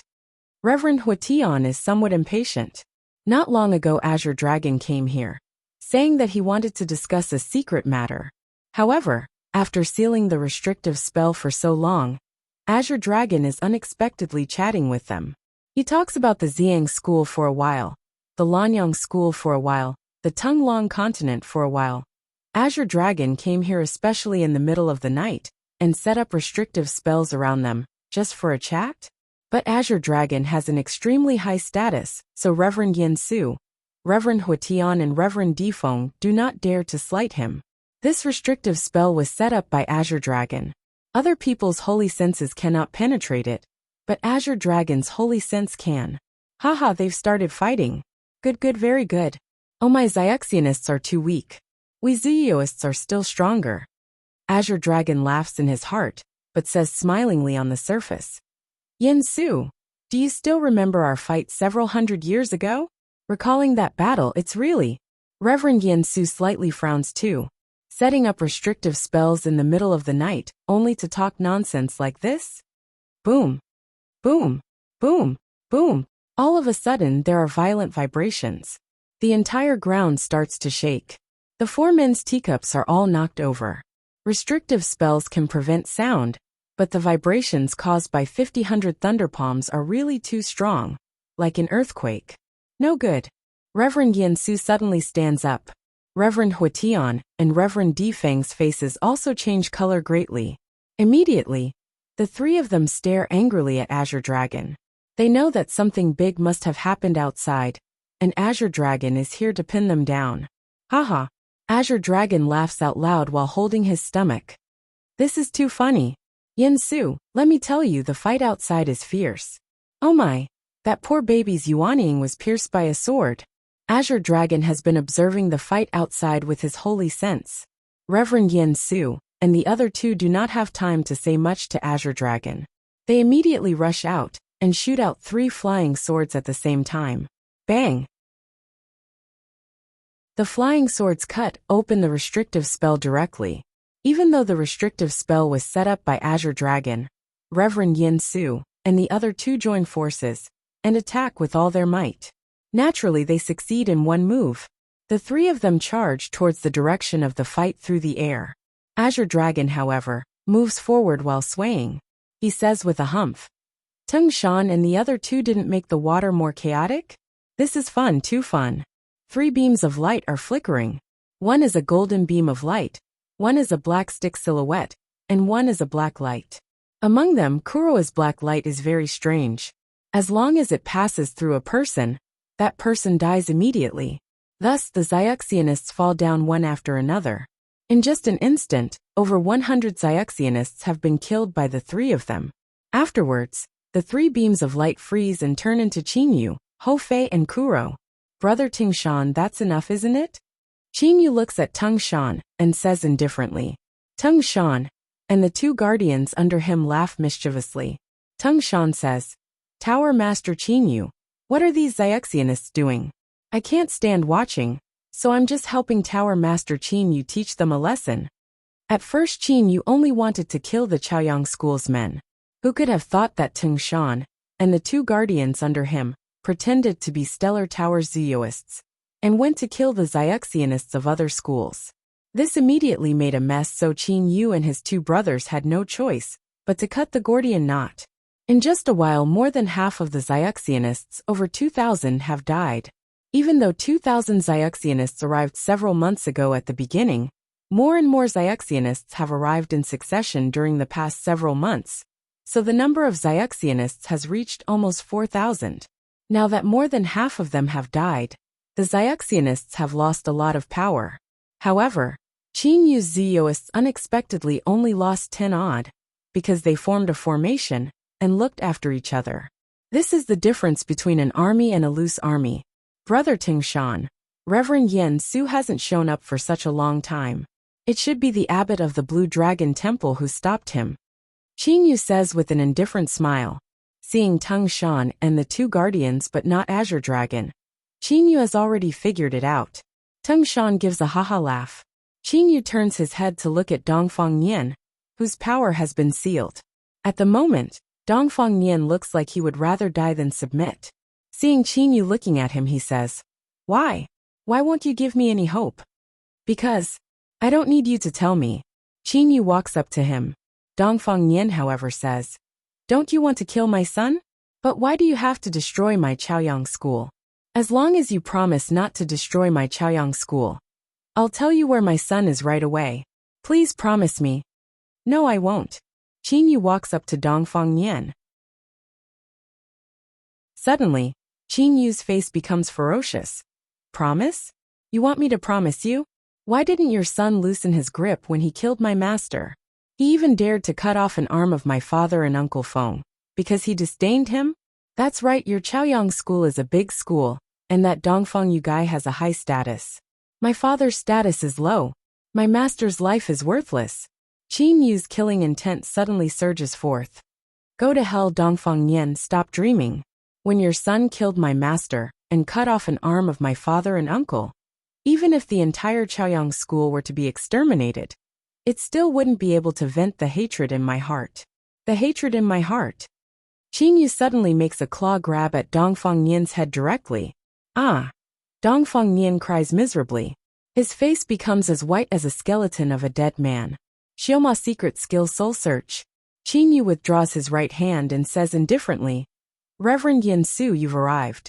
Why don't you show yourself? Qin Yu has guessed early on that Reverend Yin Su should have escaped from Azure Dragon's restraint. Tower Master Qin Yu, that Dongfeng Yu killed your master and cut off an arm of your father and uncle. That's a great enmity, but where it's possible to make mistakes, one should be lenient. You'd better let the Chaoyang school go. Reverend Yin Su walks out. Behind him, Reverend Huitian and Reverend Difeng also look at Qin Yu. Qin Yu gives Reverend Yin Su a brilliant smile.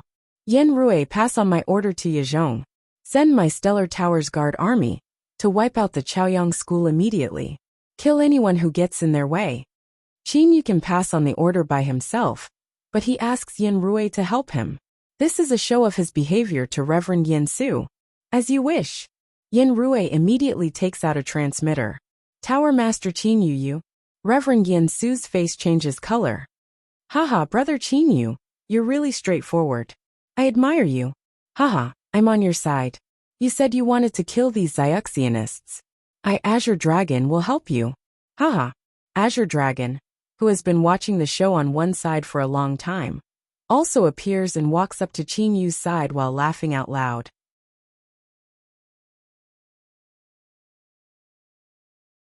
Chapter 172.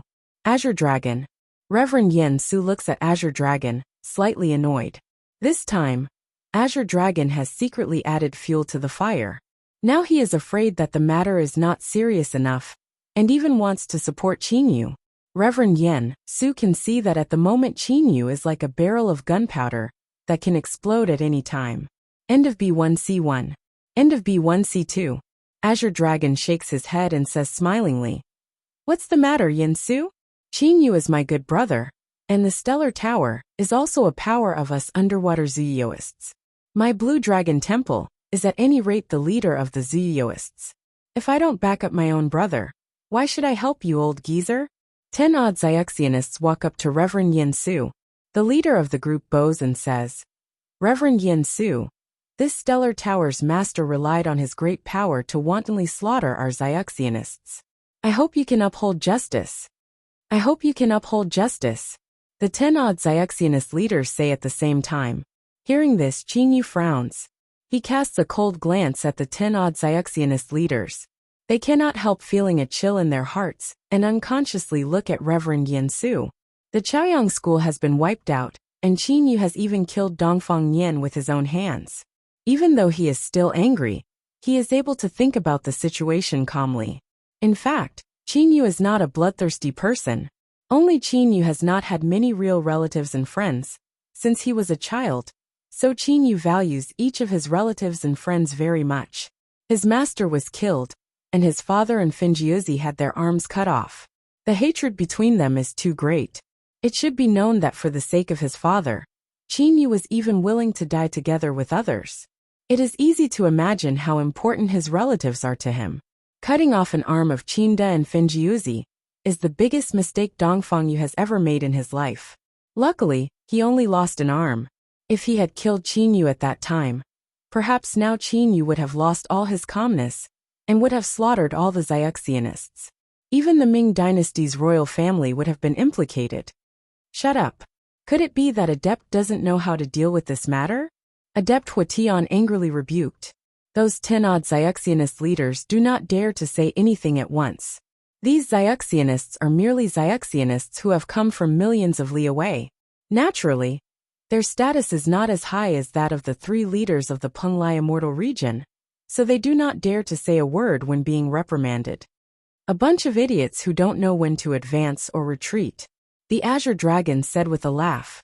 Clearly, the Azure Dragon also looked down on the 10 or so immortal cultivator leaders. Could it be that those people couldn't see the situation clearly? In terms of experts, Azure Dragon was the #1 expert in the overseas self-cultivation world. In terms of troops, the 10,000 people of the Stellar Tower were enough to wipe out the 2,000 surviving cultivators. These Xiaxianists even want Reverend Yen Su to uphold justice? Is Reverend Yen Su a fool? Everybody, I'll handle this matter myself. You'd better go back and rest first.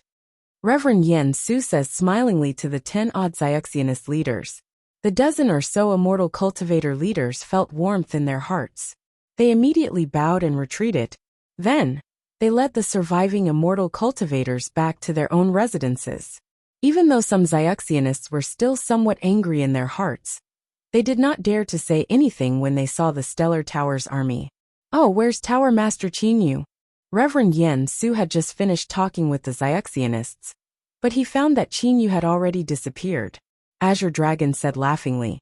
Yen Su, Qinyu has already gone that way. Look back. Oh, my brother Qinyu's killing intent is so strong. I'll go take a look. There'll definitely be a good show to watch. After saying so, Azure Dragon followed him. Reverend Yen Su turned around to take a look. He also found that Qinyu was walking step by step towards Dongfang Yan's former residence. By using the Xioma secret technique, soul searching, Qinyu already knew where Dongfang Yu was. He was hiding in that residence. With a sweep of his holy sense, Qinyu discovered that there was only one person in Dongfang Yan's residence at the moment. That person was at the early Yuanying stage. The elemental energy in his body was also from the Chaoyang school. Moreover, his appearance was very similar to Dongfang Yan's. Dongfang Yu. There was a faint cold smile on the corners of Qinyu's mouth. He's quite obedient to his father. Qinyu was absolutely certain that that person was none other than Dongfang Yu. Step by step, Qinyu went forward. He simply did not use any flying techniques. Instead, he went forward slowly. Under the cover of his holy sense, Dongfang Yu simply could not escape from the control of Qinyu's holy sense. The killing intent on Qinyu's body was also gradually rising. Dongfang Yu. Qinyu's voice suddenly rose. Asterisk asterisk asterisk asterisk asterisk at the moment, Dongfang Yu felt like a year. He could feel the rumbling sounds of fighting outside, the miserable cries of various Xiaxianists being killed, and the terrifying momentum of the 5,000 thunder palms. Only now did Dongfang Yu know how powerful the enemy was. Who is it? Who wants to kill me? Dongfang Yu simply did not know who he had offended. He thought that he was very smart. Facing formidable figures, he simply did not dare to show the slightest disrespect. How could such a way of doing things offend people? Dongfang Yu did not understand. The sounds of fighting stopped. However, Dongfang Yu was even more frightened. Is it over? What's the result? Why hasn't father come back and sent someone to tell me the result? Could it be my Chaoyang school has been defeated? Father has been defeated? Impossible, absolutely impossible. Dongfang Yu's forehead was oozing with cold sweat.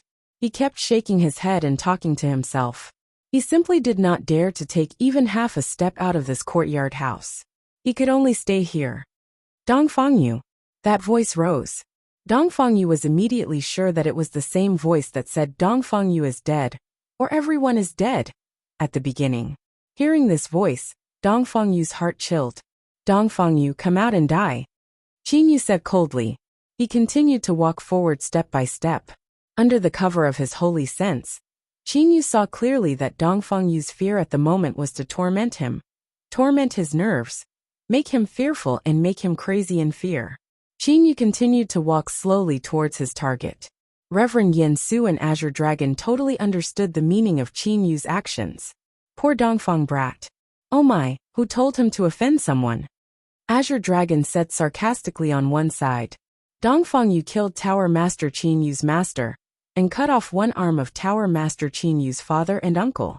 Tower Master Qinyu did this, so we can only say that Dongfang Yu brought this upon himself. Reverend Yen Su said with a sigh, appearing somewhat regretful. Azure Dragon, however, curled his lips and said, "Hypocrite." Both Azure Dragon and Reverend Yen Su were able to become leaders of their respective parties. Neither of them were soft-hearted people. At the moment, they did not have even a trace of sympathy for Dongfang Yu in their hearts. Reverend Yen Su was only putting on an act. Zionist went against the natural order and competed with each other for various kinds of treasures. Power was paramount. Whoever was merciful and soft-hearted would have died many years ago. To be soft-hearted, one also needed power. Unless one was as powerful as a 9th tribulation loose immortal, a 10th tribulation loose immortal, or even a 12th tribulation loose immortal. If you were soft-hearted, others would praise you for being benevolent and noble. If you were only an ordinary Dongshu Zionist, others would think you were stupid if you were benevolent. If you were benevolent and others were ruthless, it would be strange if you could survive in the Xiozhen world where dangers lurk. Going against the natural order, a single wrong step could destroy 1,000 years of hard work. Most Zionists have tough minds. Even if they appear to be kind, they are actually firm and ruthless at the bottom of their hearts. How could they be soft-hearted at a critical moment? Azure Dragon, Reverend Yen Su Tongshan, Reverend Huatian, Reverend Di Feng, and the 2 Blue Dragon Temple Guardians all follow Qinyu. Their holy senses have all seen Dongfang Yu's frightened appearance clearly and fear from Qinyu's words. Death is not frightening. The most frightening thing is knowing that death is coming but being unable to avoid it, and can only wait for it to come. Qinyu has already reached the outside of the courtyard house. At the moment, even Dongfang Yu, who is inside the house, can feel Qinyu's killing intent completely. Dongfang Yu's face suddenly becomes terrifyingly ferocious. He cannot bear it any longer. With a shout, he activates his entire body's energy and drives his flying sword directly. In an instant, his speed reaches its limit, and he flies straight up into the sky. In the blink of an eye, Qinyu turns into a golden beam of light. Bang! The golden beam of light arrives above Dongfang Yu's head first. Afterwards, a huge golden palm appears. With a bang, the golden palm hits Dongfang Yu's back directly. Dongfang Yu is slapped down at once as if he is slapping a nail. The ground vibrates for a while. Dongfang Yu's body smashes fiercely on the blue flagstones of the courtyard house. The flagstones are immediately shattered. Dongfang Yu's whole body is covered in blood. Dongfang Yu props up his arms with difficulty, trying to get up. But the pain in his internal organs makes him spit out another mouthful of blood. Qinyu suddenly appears in front of Dongfang Yu, lying on his stomach on the ground. Dongfang Yu sees Qinyu's feet first, then raises his head to look at Qinyu, who has an ice-cold expression on his face. Afterwards, he looks all around, then says in horror, "Where's my father? Where's my father? Where are the people of my Chaoyang school? From today onwards, the Chaoyang school is no more." Qinyu says coldly. Dongfang Yu doesn't react for a while. But in a flash, he understands Qinyu's meaning. His Chaoyang school is destroyed. Why do you have to do this? How did I offend you? Why are you so ruthless? Even at this moment, Dongfang Yu hasn't broken down mentally, because he doesn't care about the school. What he cares about is his own life. Dongfang Yu has a last glimmer of hope in his heart. You want to kill me? Then tell me how I offended you. If you don't tell me clearly, I won't be satisfied. Dongfang Yu stares at Qinyu and says. Dongfang Yu thinks that no matter what, he won't offend such a powerful person. The people he killed are all small figures that he looks down on. He doesn't dare to kill big figures. Qin Dynasty, General Zhao Yunxing. Was it you who killed him in the Battle of Jiaoling Pass? General Zhao Yunxing is my first teacher. Qinyu's voice is cold and monotonous. Dongfang Yu's face turns deathly pale. He remembers that the general has a natural fierce aura. Even when facing Dongfang Yu, he still launched a fierce attack with no regard for his life. At first, Dongfang Yu was careless and didn't use his inner qi to protect his body. He even suffered some flesh wounds. In the end, he killed the general in anger. Even in death, the general still glares at Dongfang Yu. The Qin dynasty has 2 superior immortals. One is my father, the other is my uncle. Qin Yu says again. Dongfang Yu is paralyzed. The light in his eyes is gone. How? Dongfang Yu murmurs. His eyes are lifeless. At this moment, he doesn't have any hope of surviving. Golden light flashes in Qin Yu's hand. Several beams of light shoot into Dongfang Yu's body and completely seal his yuanying. Given Qin Yu's current strength, Dongfang Yu has no chance of breaking the seal at all. Guardian Liang Tan, take a team of 100 people and escort Dongfang Yu back to the capital. Send him to my father and the others to deal with him. Also, have them make arrangements for your accommodation. Qin Yu orders directly. Guardian Liang Tan of the 4 guardians outside the courtyard immediately accepts the order. Times, Your Majesty, there was a great battle outside the realm of immortals. Many superior immortals who used to live there died. An old eunuch says respectfully beside Zhu Yan. At this moment, Zhu Yan has completely lost his composure, as he did when Qin Yu caught him. Many died? Did that black-robed man do it alone? Zhu Yan frowns. The old eunuch says, no, that's not it. According to the experts on the city gate tower, that black-robed man issued a challenge alone at first. Later on, a great number of superior immortals covered the entire sky. That group of superior immortals was much more than the ones we went to welcome. But those were the superior immortals on the black-robed man's side. Zhu Yan understands in his heart. The old eunuch continues. Later on, the black-robed man issued an order, and too many superior immortals of the realm of immortals died. Your Majesty, you don't know how many thunderbolts struck down at that time. That scene scared the soldiers on the city gate tower silly. Where is that black-robed superior immortal now? Zhu Yan frowns slightly and asks. The old eunuch says, he's still in the realm of immortals. According to the experts on the city gate tower, the leader of the realm of immortals later on, that Taoist master or something, appeared and said something to that black-robed man. At this moment, that black-robed man entered the realm of immortals. Oh, Zhu Yan ponders. The old eunuch doesn't dare to say a word. The Ming dynasty is outdated, but in Zhu Yan's generation, its national strength has greatly increased, and its military power has also become stronger. On the surface, Zhu Yan is fond of women, and even uses treacherous ministers. But the national strength is constantly increasing, and so is the military. Send a message to the realm of immortals. I want to see that black-robed superior immortal again. Zhu Yan suddenly orders. Your Majesty, the old eunuch is shocked. Your Majesty, this black-robed man is a thief who destroyed your bedchamber. His strength is so terrifying. Zhu Yan snorts coldly and glances at the old eunuch with cold eyes. The old eunuch feels a chill in his heart. He doesn't dare to say anything and immediately accepts the order.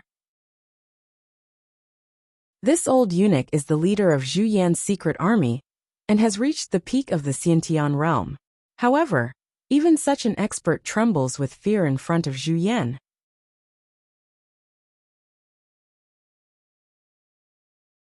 Chapter 173. Tower Master Qin Yu, I have something to remind you of. Reverend Yan Su suddenly says solemnly to Qin Yu. Hearing Reverend Yan Su's tone, Qin Yu knows that there seems to be something important. He restrains his temper and says, Reverend Yan Su, what do you want to remind me of? Please tell me. Reverend Yan Su says with a nod. So your family is a member of the Qin dynasty. Then let me ask you, who's your father? What's your relationship with the current emperor of the Qin dynasty, Qin Yu? Reverend Yan Su asks Qin Yu instead of talking about that. The current emperor of the Qin dynasty is my second brother. Who do you think my father is? Says Qin Yu. Reverend Yan Su says smilingly. Sure enough. Azure Dragon unexpectedly also says. Yan Su, I know what you want to say. Brother Qin Yu, I really have to remind you of this. I forgot to tell you. Qin Yu frowns.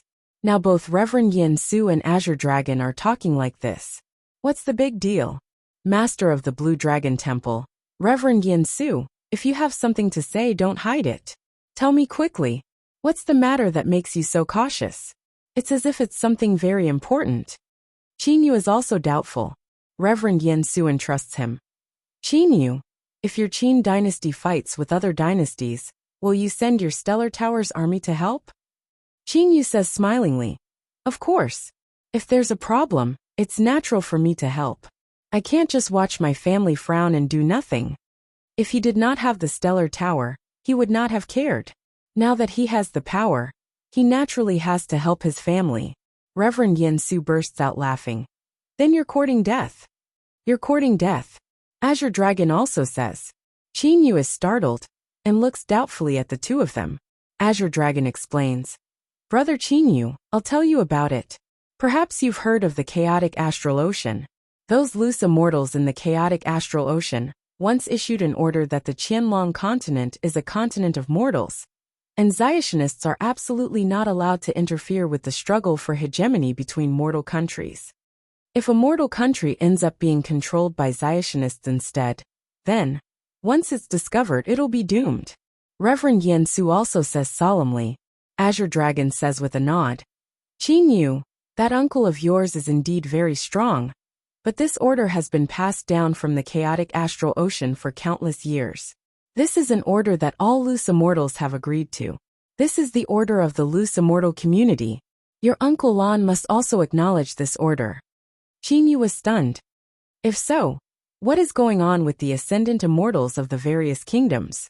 Qin Yu grew puzzled. Reverend Yen Su says smilingly.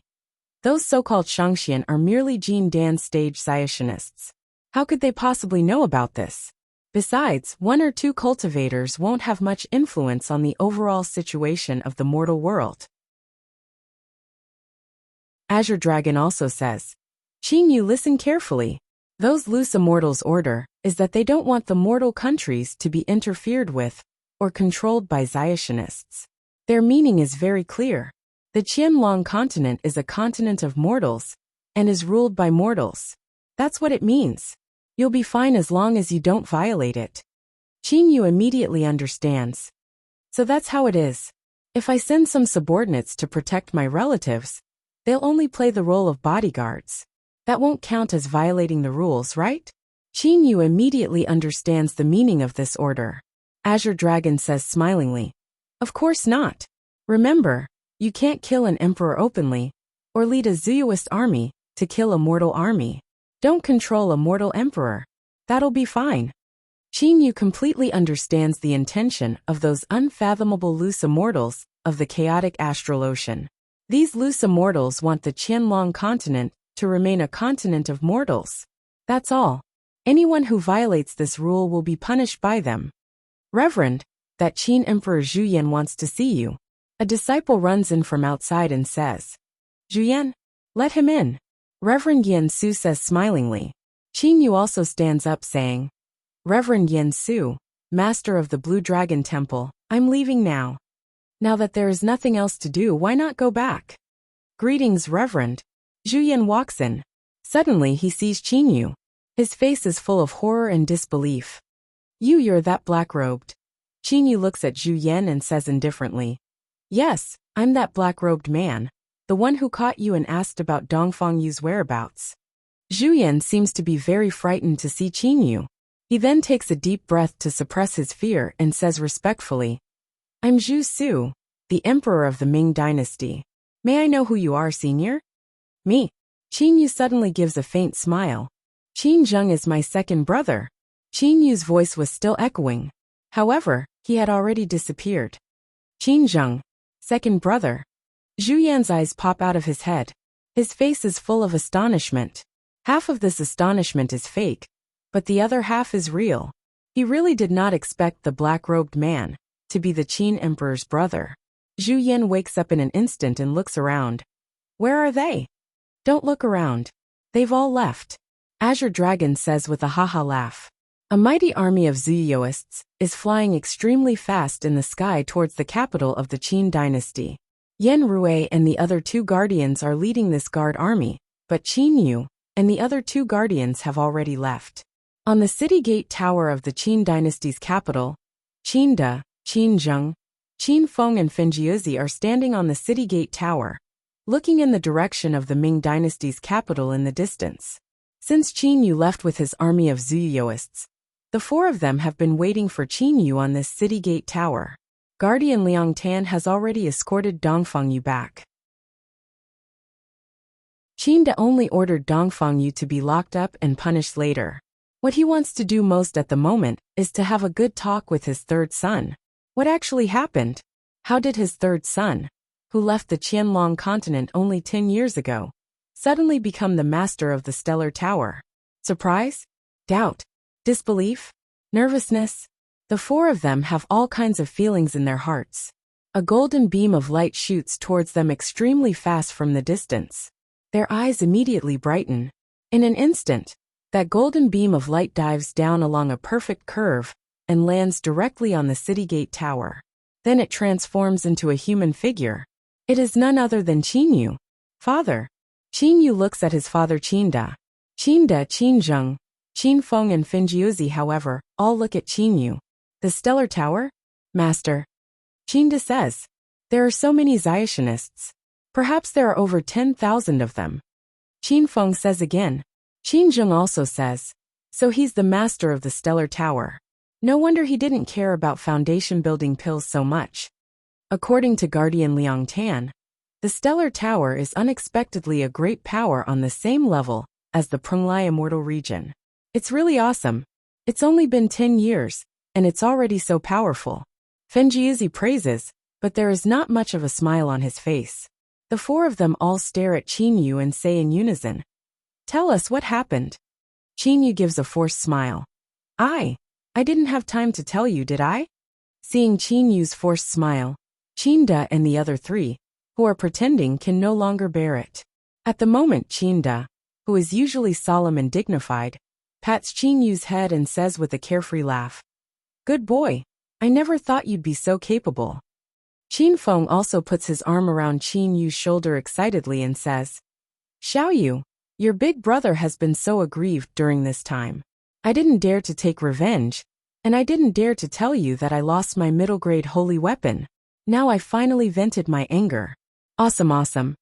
Qinzheng also puts his arm around Qinyu's shoulder and says, "Xiaoyu, I'm an emperor, but you're a Zayatianist feudal lord. My Qin clan's ancestor unified the Qianlong continent, which was the greatest glory in the history of the Qin clan. But Xiaoyu, your Stellar Tower status is even higher than that of the great Qin dynasty in those days." Finjiuzi says sadly, "Back then, I couldn't stand the vexation of the Pure Sword School, so I left it. But I never thought my nephew would become the leader of a great power comparable to the Penglai Immortal region. The world has really changed. During this time, the higher-ups of the Qin dynasty have been extremely aggrieved. General Zhao Yunqing was killed, but they couldn't avenge him. The two Shangxian's arms have been cut off, and even their middle-grade holy weapons have been taken away. The Qin dynasty has no choice but to endure such humiliation." After Qinyu returns, he leads his army and rushes over in a grandiose manner right away. In just one night, the situation has been reversed, and everybody has been able to let out a sigh of relief. On the city gate tower, a table has been set. Under the faint radiance of the crescent moon, Qinyu, his father, his elder brother, his second elder brother and Finjiuzi sit together in a circle. They drink wine under the moon and talk about their experiences in the past 10 years.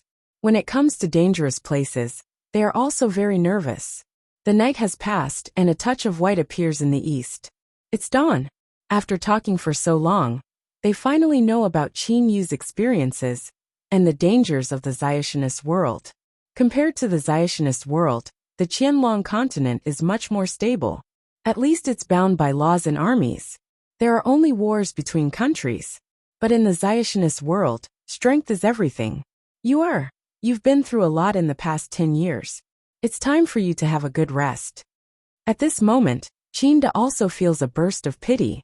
Qinyu has brushed shoulders with death so many times in the overseas Zayatianist world.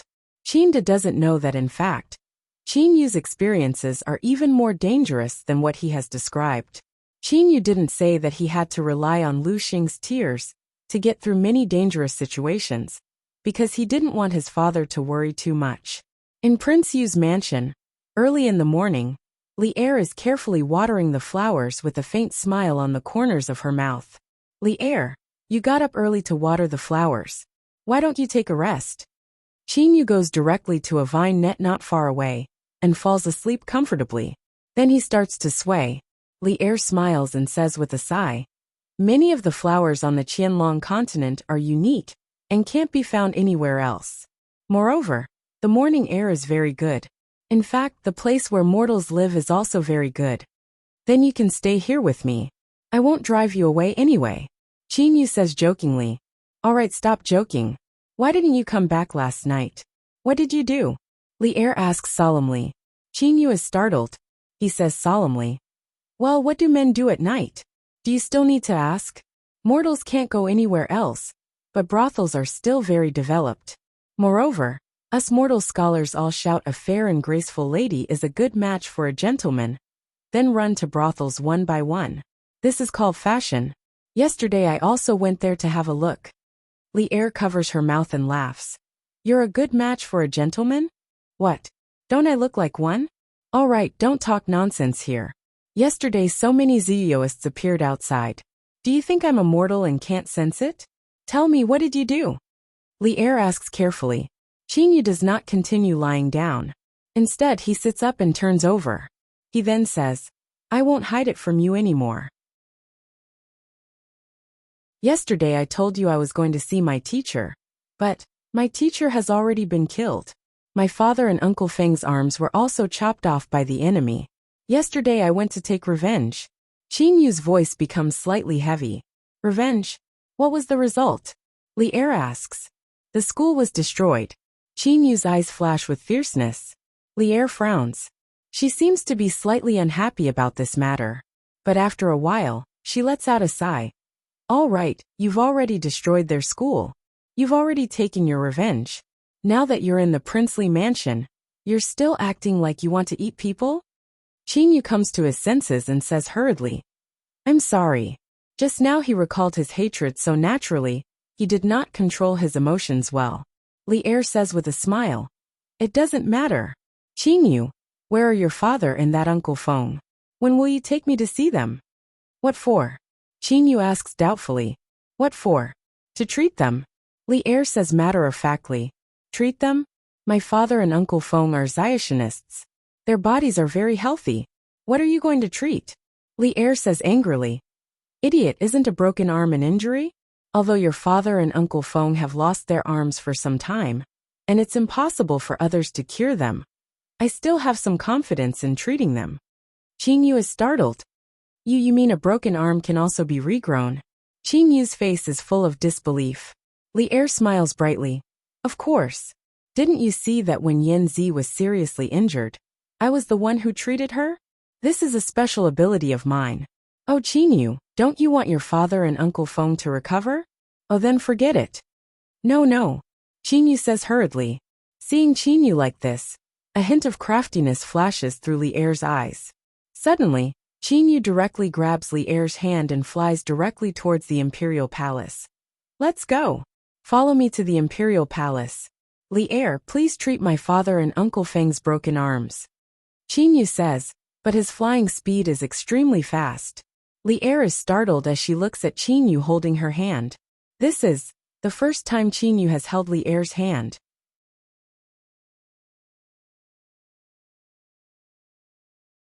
Chapter 174. Qinglin Garden, the Imperial Palace of the Qin Dynasty. This is one of the forbidden areas in the Imperial Palace, because Qin De and Finjiuzi usually live here. Not long ago, Qin De, Qin Yu, Qin Zheng, Qin Feng and Finjiuzi separated on the city gate tower. Qin Yu went back to Prince Yu's mansion. Qin Feng went back to Prince Rui's mansion. As for Qin De and Finjiuzi, they went back to the Imperial Palace with Qin Zheng. At the round gate of Qinglin Garden. "Father, I'll take my leave first." Qin Zheng bows very respectfully and says. He then prepares to return to his own residence. However, at this moment a strong wind blows by. Qin Zheng is shocked and shouts at once. "Who's there?" They show their human forms. It turns out to be Qin Yu and Miss Li Er. Finjiuzi and Qin Da are not surprised at all.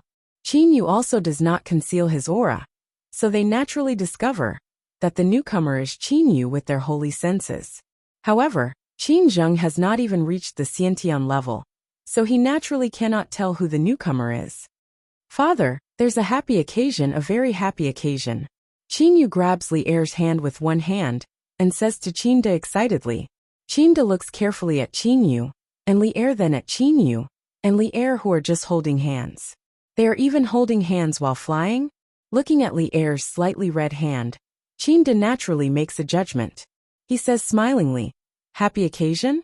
Can you let me guess? Father, you know? Qingyu is shocked. Qingde says smilingly, does it have something to do with this girl? Qingyu nods his head. He is even more surprised in his eyes.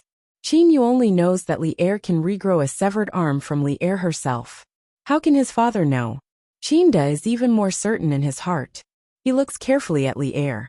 Only after looking carefully does he feel that Li Er has an elegant temperament. Her elegant aura makes people involuntarily calm down like the fresh breath of the early morning. Not bad, not bad. Qingde looked at Li Er carefully, as if he was looking at his daughter-in-law and praised her. Qingyu was not a fool. Looking at his imperial father's expression at this moment, he completely understood what his imperial father was thinking. He did not know whether to laugh or cry. Imperial father, this is Li Er. When we were drinking on the city gate tower just now, I also mentioned her. I brought her here because Li Er can heal your broken arm. Oh, Miss Li Er, what? Treat a broken arm? Qingde frowned. Li Er smiled indifferently and said, Uncle Qin, although it's rather difficult to regrow a severed arm, it's still quite difficult. However, I was born with this divine ability, so I still have some confidence in regrowing Uncle Qin's severed arm. Uncle Feng's broken arm can also be healed and restored to its original state. Qingde and Fenjiuzi looked at each other, their eyes full of surprise and disbelief. Miss Li Er, my sect can also be considered a Xiuxianist sect, but I've never heard that a severed arm can be regrown. This matter is really hard to believe. I wonder what kind of treatment method Miss Li Er will use? Fenjiuzi also found it hard to believe. Qingyu had seen Li Er's treatment scene, and it was indeed miraculous. This is a divine ability that I was born with. Uncle Qin and Uncle Feng, please let me use it. Li Er said with a smile. Qingyu also said, Imperial Father Uncle Feng, don't worry. Li Er's treatment skill is very strong. I've seen Li Er treat other people's injuries several times, and the results were very good. It'll only take a little while. Qingde and Fenjiuzi pondered for a while. Then the two of them were about to take off their coats. Li Er said with a smile, Uncle Qin, Uncle Feng, you don't need to take off your coats. You only need to stand here quietly and let me use the technique. Oh, then I'll have to trouble Miss Li Er. Qingde was even more surprised, and he and Fenjiuzi just stood there. Li Er slightly closed her eyes, and rays of cyan light began to hover around her body. Li Er's entire body was like the goddess of life, completely enveloped by the cyan light. Rays of cyan light began to extend towards Qingde and Fenjiuzi. Xiaoyu, are you confident? Qinzheng, who was standing at the side, was also a little expectant after seeing this scene. Qingyu nodded his head. Don't worry. Rays of cyan light wrapped around Qingde and Fenjiuzi's severed arm. Soon after, the empty sleeves began to be slowly propped up, as if the arms inside were slowly extending towards the cuffs, but the speed was relatively slow. 1 minute, 2 minutes, 1 hour passed, 2 hours passed. With the passage of time, the empty sleeves were propped up longer and longer. Qingyu's holy sense clearly discovered that as the cyan light merged into the severed arm unexpectedly began to grow slowly, and the muscles and bones continued to grow. 3 hours. For a whole 6 hours. Qingyu and Qinzheng have also been watching for a whole 6 hours without moving their eyes. Qingde and Fenjiuzi felt that their arms were constantly growing, and their hearts were filled with uncontrollable excitement and joy. However, at this moment, Li Er was treating them, so they did not dare to disturb her. Li Er's forehead exuded drops of sweat, and the tip of her nose also exuded sweat. Li Er kept her eyes closed, and Qingyu carefully observed the progress with his holy sense. Qingde's and Fenjiuzi's fingers were also completely formed. Everything was done successfully. Li Er finally opened her eyes, exhaled softly, and wiped the sweat on her forehead. Uncle Qin, Uncle Fenjiuzi, how do you feel? Li Er said smilingly. Qinda and Finjiuzi both shook their arms twice, and they even tried to make hand gestures with both hands. In a short while, both of them were pleasantly surprised. Miss Li, thank you so much. I feel like my arm was never cut off, and it's exactly the same as before. Qinda was very excited, and so was Finjiuzi. After regaining his severed arm, he became even more excited. Qin Zheng was overjoyed. He said with a bright laugh, great news, great news. We must celebrate it. Come. Quickly summon Prince Rue and his family to the palace, and bring the empress, imperial concubines, princes and princesses to 100 Official Pavilion. 100 Official Pavilion, retired Emperor Qinda was sitting on the main seat, followed by Qin Zheng and Finjiuzi, followed by Qin Yu and Qin Feng. They sat down on both sides of the long table. The banquet was much more sumptuous than last time, and one dish after another was brought up continuously. We've collected 360 kinds of delicacies from all over the world. Everyone, enjoy to your heart's content. Qin Zheng said smilingly. During this banquet, Li was forced to drink a lot of wine. Qin Feng, who knew that Qinda and Finjiuzi regained their severed arm, was also overjoyed and kept thanking Li. The main character of this banquet was Li, so everyone enjoyed themselves to their heart's content. Only in the evening did the banquet end. Prince Yu's mansion, stop fighting. The captains of the 2nd, 5th and 6th companies will become the 3 consecrators of the Qin clan. Qin Yu directly announced the result. Of the 3 people that Qin Yu chose, 2 were at the late Yuanying stage, and the last one was at the middle Yuanying stage, but his strength was comparable to the late Yuanying stage.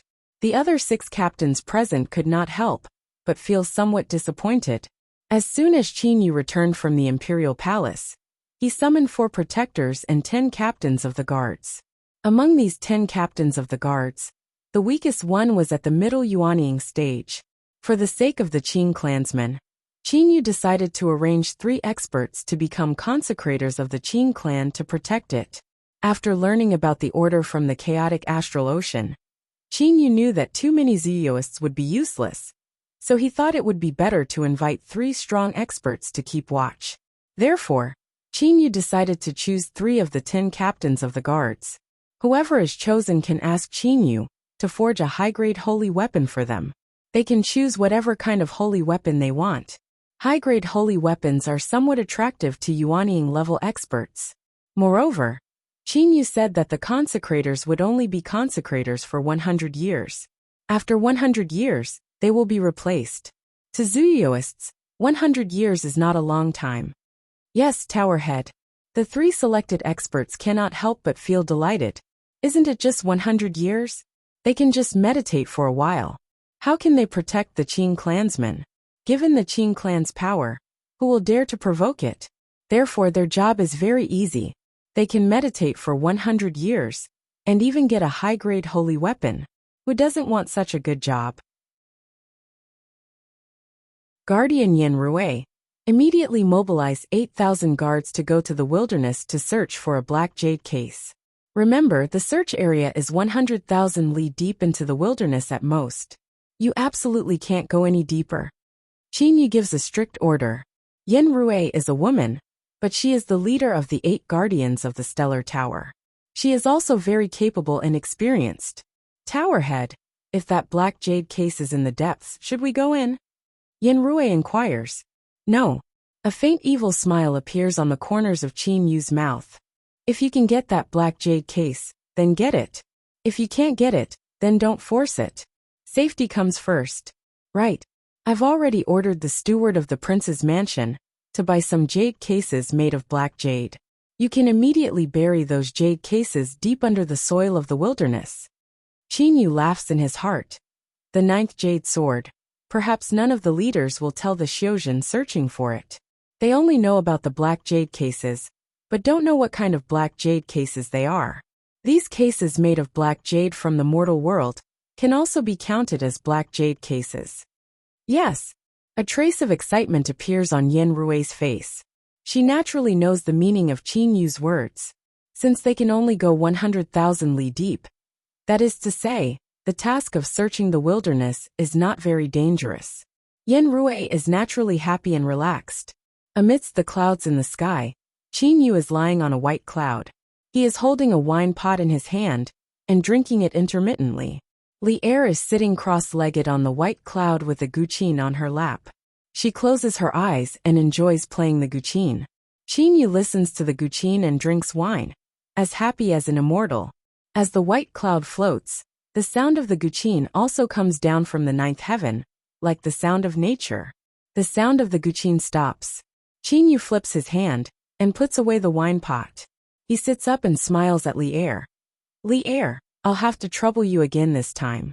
But Xiaolu is also my sister. I can't watch her lose her arm forever. Okay, don't be so sour. Li Er says with a smile. How long until we reach Suyan City? Soon. Qin Yu immediately controls the cloud to accelerate. At the city gate of Suyan City, it is rare for Qin Yu to pass on a cyan robe. This cyan robe is extremely precious. Qin Yu personally gave it to Qin Yu. Li Er is also wearing a cyan robe. It is just that there is a ribbon tied around her waist. The two enter the city side by side. Qin Yu uses his spiritual sense to find Taishan and Xiaolu after a while. But the scene he finds with his spiritual sense makes Qin Yu dumbstruck. Then he starts laughing. Qin Yu, what are you laughing at? Li Er asks puzzledly. Qin Yu says mysteriously, follow me.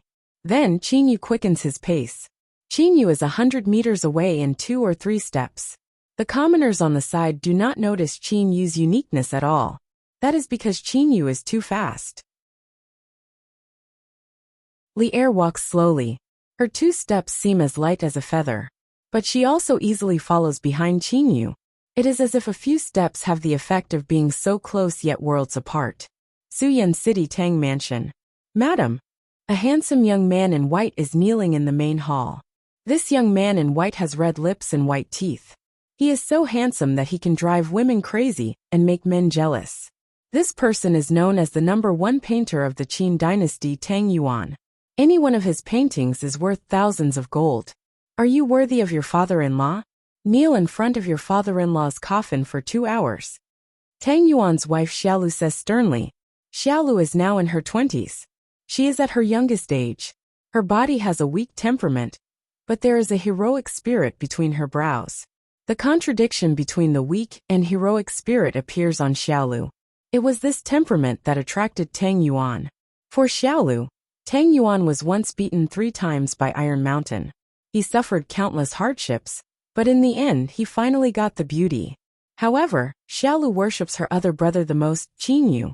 Since Qin Yu left the Qianlong continent, and the battle at the Wu River spread, Xiaolu began to cultivate diligently. With Qin Yu as her goal, she reached the Xiantian realm in 5 years. Today, Xiaolu has reached the middle stage of the Xiantian realm. A weak scholar married a heroine of the Xiantian realm. So, Tang Yuan has to suffer. Little Lu, you are too soft on Qinglan.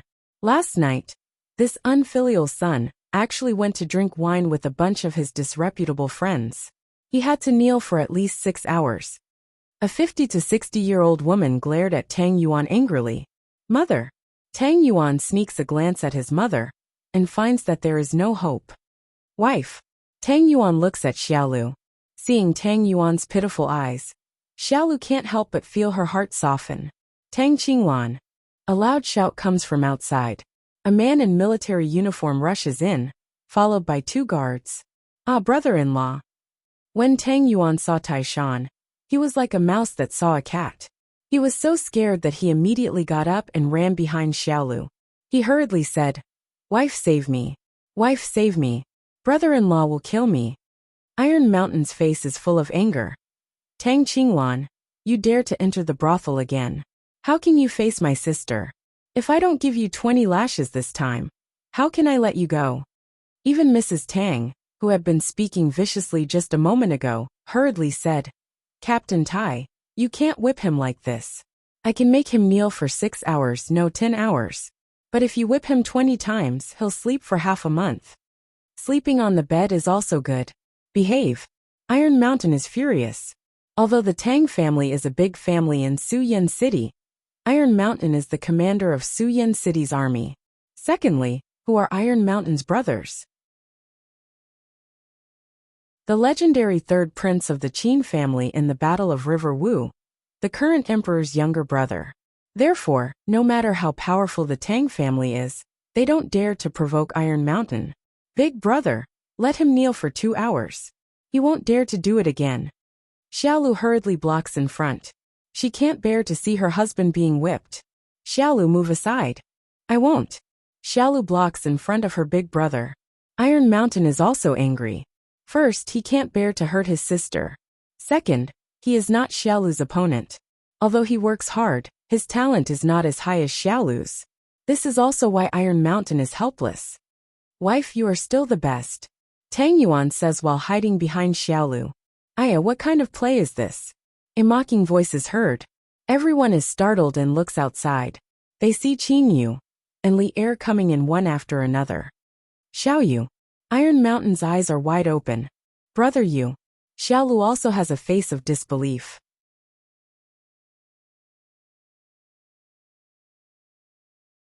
Chapter 175. Qin Yu and Li Er walked into the hall one by one. Little Lu, Dashan, what's going on here? Little Lu, is the one behind you your husband? Qin Yu said with a faint smile.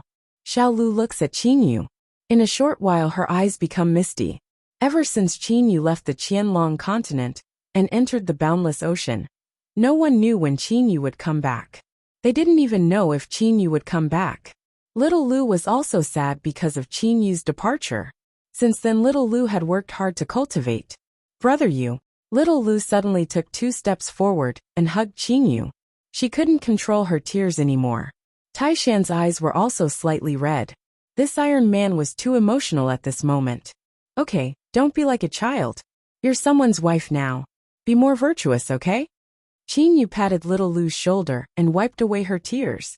Then Qin Yu looked at Tang Yuan and said, You're Tang Yuan?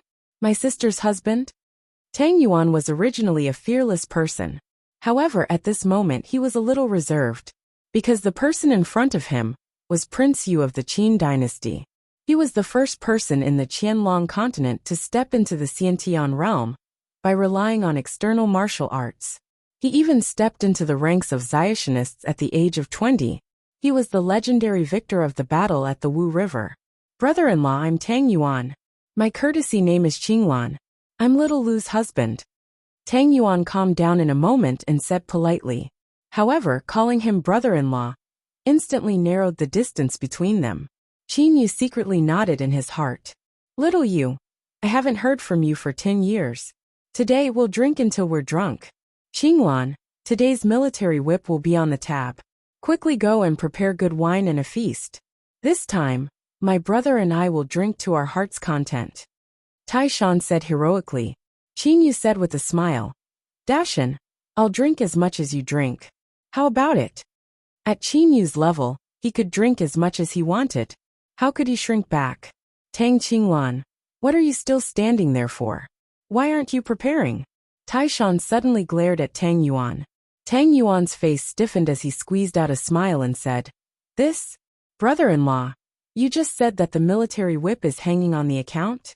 Since Prince Yu is here today, and it's such a joyous occasion, let's dispense with the whip. Nonsense. Hurry up and prepare the banquet, Taishan said angrily.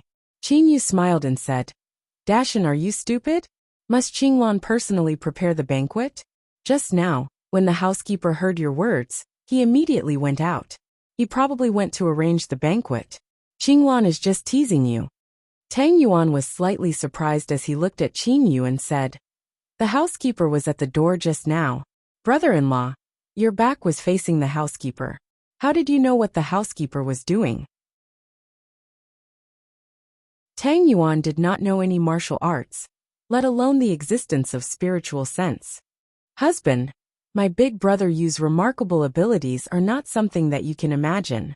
At this moment, little Jade had already spoken up for Qin Yu. Remarkable abilities? Qin Yu said with a smile. In terms of remarkable abilities, I am inferior to my junior sister. Let me introduce, this is my junior sister Li Er. Qin Yu pulled Li Er's hand and introduced her to everyone. Li Er glanced at Qin Yu, but did not withdraw her hand. Ever since that time when Qin Yu pulled her hand, Li'er did not resist too much when Qin Yu pulled her hand. Unfortunately, Li'er did not see a trace of complacency in Qin Yu's eyes. Li'er smiled faintly and nodded slightly to everyone. Elder sister Li'er, are you really my big brother Yu's junior sister? Little Jade looked at Qin Yu and Li'er doubtfully. Yenner, little Jade suddenly spoke. A small head popped out from a corner of the hall. His eyes were black and very cute. Yenner, come here and call uncle. Little Jade said to the little boy. This boy was little Jade's son Tang Yen. He looked to be around 3 years old. His hair was combed to the sky, and his face was bright red. Tang Yen walked towards Qin Yu and looked at Li'er. He raised his small head and asked doubtfully. Uncle, you said she has remarkable abilities? What remarkable abilities? Yes, what remarkable abilities does elder sister Li'er have? Little Jade was also puzzled. Heal your broken arm. Qin Yu looked into little Jade's eyes and said slowly. Little Jade, Tang Yuan, Mother Tang, Tai Shan and the others were all stunned. 3 days later, Qin Yu, Li'er, little Jade, Tang Yuan and Tai Shan walked on the streets of Suyin City. Mountain, how do you feel about being the commander of Suyin City? Qin Yu said with a smile. Tai Shan thought for a moment and said, It's so. It's just a little troublesome to deal with some official children. But it feels good to drink and eat meat with my brothers. Xiao Yu, you've seen my son, right? Is he very strong? Strong, not just strong.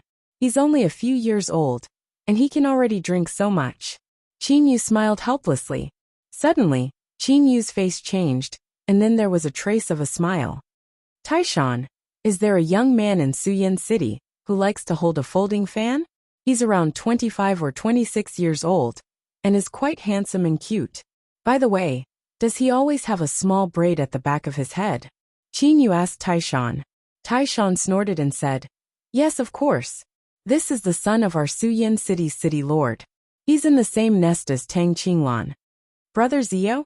Tang Yuan looked at Qin Yu in puzzlement. Qin Yu nodded and said, Tang Yuan, your friend is most likely going to lose his life.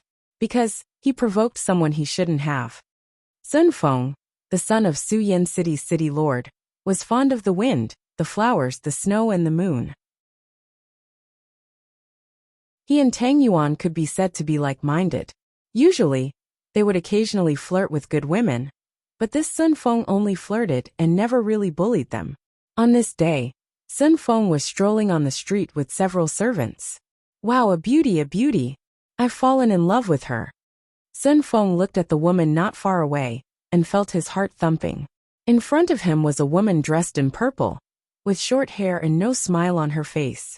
Her whole person was extremely cold, but she gave off the feeling of an ice beauty. Because her face shape could be said to be perfect, her purple lips added to the cold feeling of 1,000 miles away. Miss, this one is Sun Feng, Sun Zio. Sun Feng said with his friendliest smile. Scram. The purple-clothed woman said expressionlessly, a trace of cold light flashing in her eyes. Sun Feng was startled, and couldn't help but feel a little embarrassed. However, Sun Feng's face was not ordinary, so he continued to smile and said, Miss, this one is very familiar with Suyin City. I know every nook and cranny. If Miss wants to go somewhere, I'm definitely the best guide. The purple-clothed woman's eyes suddenly turned cold.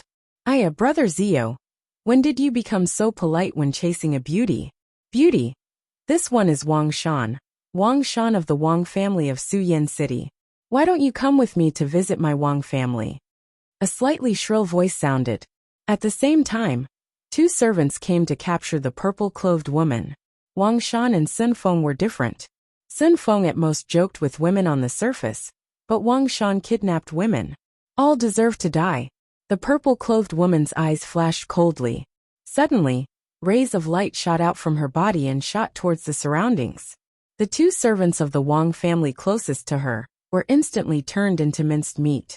Sun Feng couldn't help but feel shocked, but with his little strength he couldn't dodge at all. Miss Situ, you should at least tell me that you're killing people on the streets of the Qin dynasty. As if teleporting, Qin Yu instantly appeared in front of Sun Feng. Qin Yu stood in the direction where the purple-clothed woman's light was easily blocked by Qin Yu. Ah! On the other side, Wang Shan was turned into minced meat like his servants. Blood flowed all over the ground. Sun Feng's face was pale with disbelief. He never thought that this ice-cold beauty would be such a fiend. The purple-clothed woman glanced at Qin Yu, and the corners of her mouth curled up slightly. Perhaps she felt that it was a smile. Pavilion Master Qin Yu. The purple-clothed woman's attitude was polite. Qin Yu said with a smile, "Miss Situ, why aren't you with Brother Ida? Instead, you're wandering alone on the streets of Suyin City. But this boy has some relationship with my brother-in-law, so I naturally can't watch him die." This purple-clothed woman was Situ Shui, one of the 3 giants of the Purple Flame Devilish Dungeon. Pavilion Master Qin Yu, of course I'll spare this boy's life. Situ Shui glanced at Sun Feng, and then looked at Qin Yu. Pavilion Master Qin Yu, Ida and Jiaojiao are also in Suyin City. They're probably somewhere in Suyin City. Qin Yu nodded. Brother Zio. Tang Yuan finally ran over from the distance. Just now, Qin Yu, Tang Yuan, and the others were 1,000 meters away from Sun Feng. However, for Qin Yu, 1,000 meters was a distance that could be covered in an instant. Of course, he could save Sun Feng's life in an instant. Qinglan they, and Wang Shan have all been turned into minced meat. At this moment, Sun Feng's heart was still thumping. Seeing this scene, and seeing Qin Yu's familiar appearance with the purple-clothed woman, Tang Yuan guessed that this purple-clothed woman was probably also a self-cultivator. Thinking of this, he immediately said to Sun Feng, "Brother Zio, do you want to die? How did you provoke her?" Taking a deep breath, Sun Feng looked at Situ Shui and whispered, "Qinglan, I think. I've fallen in love with her." Sun Feng thought that since his voice was so low, no one else could hear him. However, as soon as his voice fell, Qin Yu suddenly turned his head and looked at Sun Feng in surprise. Situ Shui also looked at Sun Feng, with a very strange expression on her face. This guy. For a moment, Qin Yu didn't know what to say. Situ Shui is the #1 she-devil of the Purple Flame Devilish Dungeon, and an early Kongming stage Xia. Even if Qin Yu and Situ Shui were to fight, there would be little difference in power between them. Such a top-class Xioma expert. But now an ordinary brat has. What a hothead. A faint smile appeared on the corners of Qin Yu's mouth.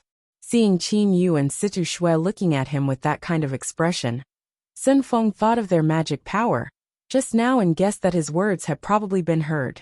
Now that his thoughts were known, Sun Feng raised his head and looked straight at Situ Shui. "Miss Situ, right?" Sun Feng said with a smile. He still remembered how Qin Yu called Situ Shui. Situ Shui said nothing, her eyes still cold. "I'm Sun Feng Sun Zio. Miss Situ, I really like you. But love is mutual. I won't pester you. As long as you remember that there's a Sun Zio in Suyin City who likes you." Sun Feng had a calm and peaceful smile on his face. "Haha, Situ Shui, someone actually likes you. My God, did the sun rise from the west today?" A muscular man rushed over then looked at Sun Feng and said, "Brat, do you want me to tell you how old Miss Situ is this year?" "Waha, Jiaojiao." Situ Shui waved her hand, and a purple lightning bolt shot out. Jiaojiao waved his hand, and a half-moon light beam shot out as well. It collided with the purple lightning bolt, and then both dissipated. "Situ, we've been friends for so many years. Today someone openly said that he likes you. I'm happy for you." Jiaojiao then said to Sun Feng with a smile, "Brat, let me tell you. This year, Miss Situ has already. Situ Shui, let me finish, okay?"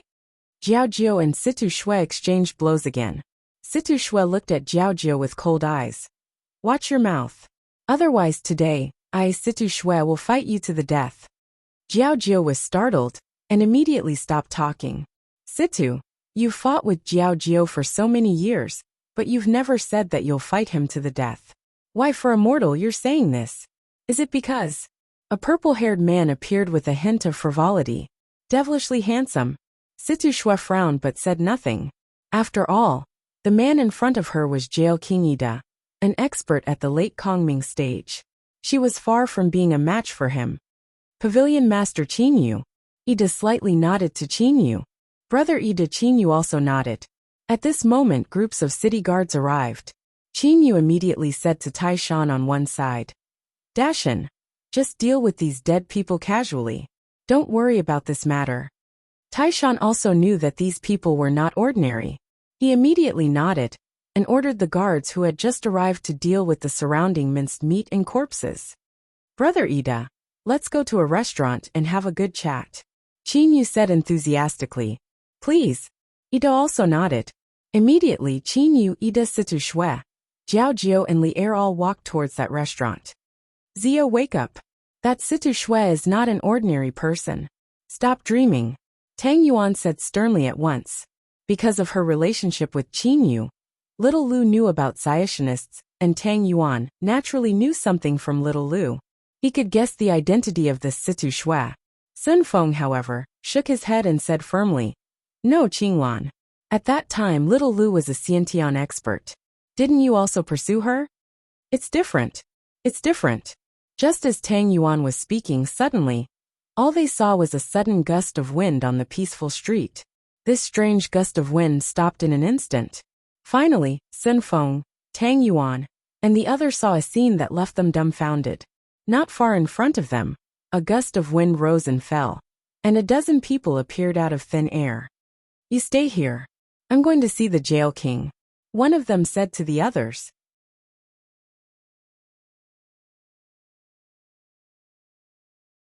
Chapter 176. On the second floor of the restaurant, all the other guests have been driven down. Only Qin Yu, Ida and some others are still upstairs.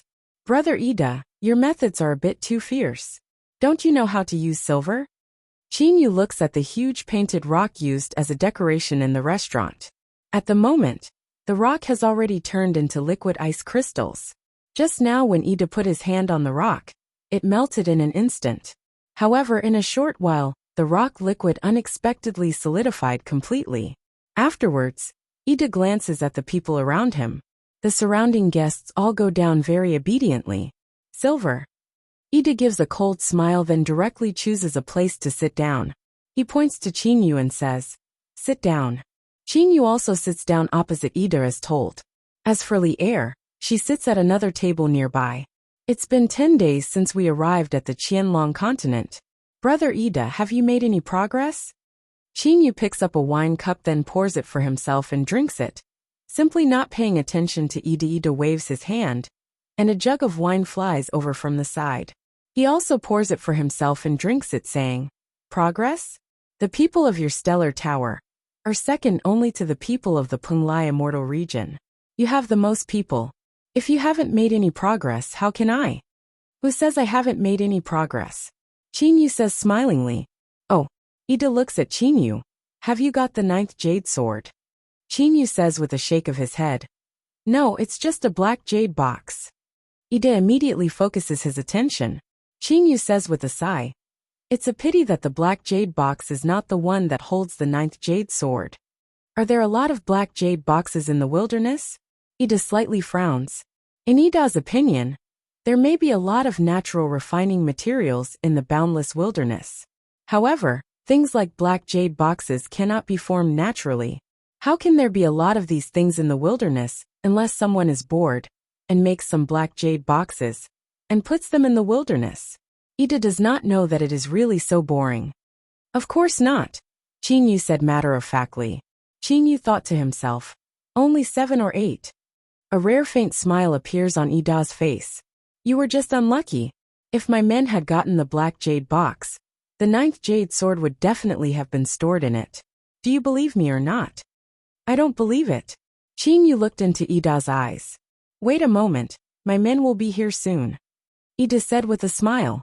He had already received a message from one of his subordinates, who said that they had received a black jade box. Moreover, there was a restriction on it. This naturally made Ida happy.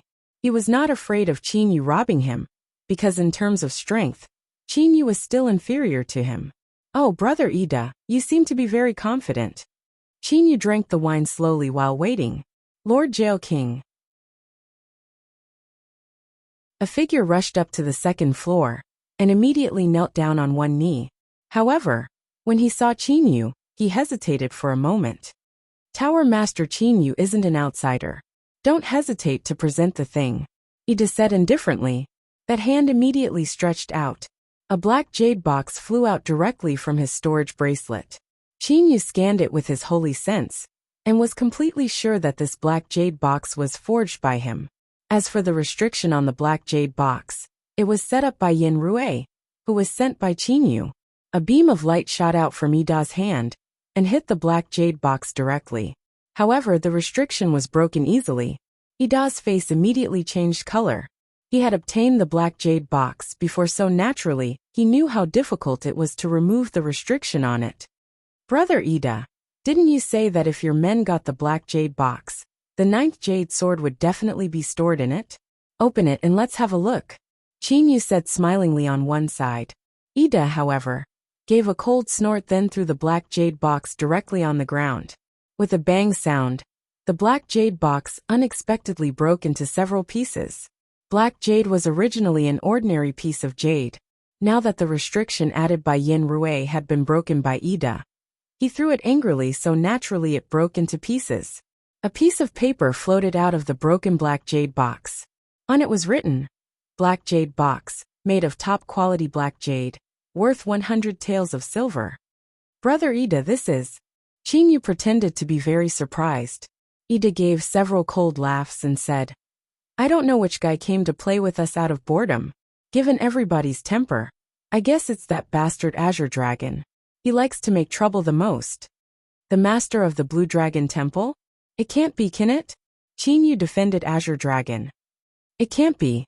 Ida was inwardly angry at the person who used the fake black jade box to deceive him. You haven't known Azure Dragon for a long time. This Azure Dragon likes to join in the fun the most. He also likes to see others make a fool of themselves. He often teases others, and likes to stir up trouble the most. Ida had suffered losses more than once. Qin Yu recalled for a while. Indeed, this Azure Dragon liked to join in the fun and stir up trouble. Poor Azure Dragon. He had to take the blame for Qin Yu just like that. The wilderness is too large. Moreover, to search for a small black jade box, one naturally has to investigate it carefully and slowly. Even though one has the holy sense, it will still take an extremely long time. However, Qin Yu's days are very pleasant. He meditates in meditation, and occasionally plays chess with Li Er. No, it's not chess.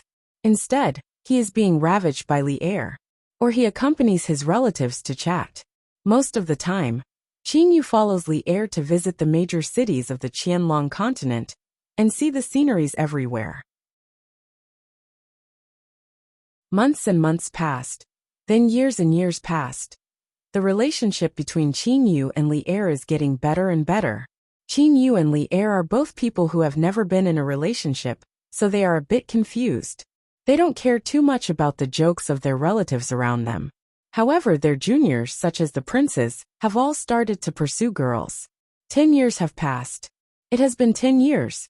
The 6 forces have mobilized more than 10,000 people to carefully and slowly search the wilderness. Because they have to search in depth, their speed is naturally slow. However, in 10 years, they have already searched the area within 1,000,000 li. Because of Qin Yu's original order, the people of the Stellar Tower did not go beyond the 100,000 li boundary and enter the depths. The demonic beasts in the wilderness are very powerful, very powerful. In the process of going deeper, the other 5 forces all suffered some losses. The Stellar Tower did not go deep, so they did not suffer any losses. However, the strangest thing is that 3 years ago, all the demonic beasts that have achieved success in cultivation have completely disappeared. The forces of the various forces could not find a single Jin Dan stage demonic beast. Strange. Very strange. There are still many demonic beasts in the wilderness, but why did so many Jin Dan stage demonic beasts all disappear? Where did they go? Regarding this, the other 5 forces have a headache. As for Qin Yu, he does not care at all. Instead, he learns to play the flute. Sometimes, he plays the zither and flute together with Li Er. However, even though Qin Yu has learned for many years, his ability to play the flute is far inferior to Li Er's. Qin Yu does not mind that he is inferior to Li Er in chess, and inferior to Li Er in playing the zither. He still plays chess with Li Er, and plays the zither and flute together. In Prince Yu's mansion, Qin Yu and a young man are sitting opposite each other. Third uncle, You and Aunt Li'er have been together for 10 years. Your nephew, is about to marry the crown princess. The crown prince of the Qin dynasty, Qin Guan, urges. Qin Yu is stunned. Immediately he says with a smile, "You little brat, how old are you? You don't need to worry about your third uncle's matters." In fact, Qin Guan is not young. He is already 18 years old. According to the Qianlong continent's coming-of-age ceremony at 16 years old, marrying at 18 years old is nothing. Third uncle, it is not that I am young, it is that you are very old. You are already so old, but you still don't want to marry. Qin Guan says unhappily. Suddenly, Li'er walks over from afar with a small basin in her hand. In the basin there are bunches of grapes. Li'er puts the basin on the table with a smile. "Qin Yu, eat the grapes. I spent a long time picking these grapes and washed them carefully." At once, Qin Yu started to eat happily. "Big brother." Kuro also flies over. "Xiaohei, what is it? Don't fight with me. Li'er gave these to me." Kuro opens his mouth and directly swallows 7 or 8 grapes. This immediately makes Qin Yu very anxious. Kuro says with a smile, "Big brother, I have a very good news for you." "Oh, a very good news? What is it?" Qin Yu looks at Kuro curiously.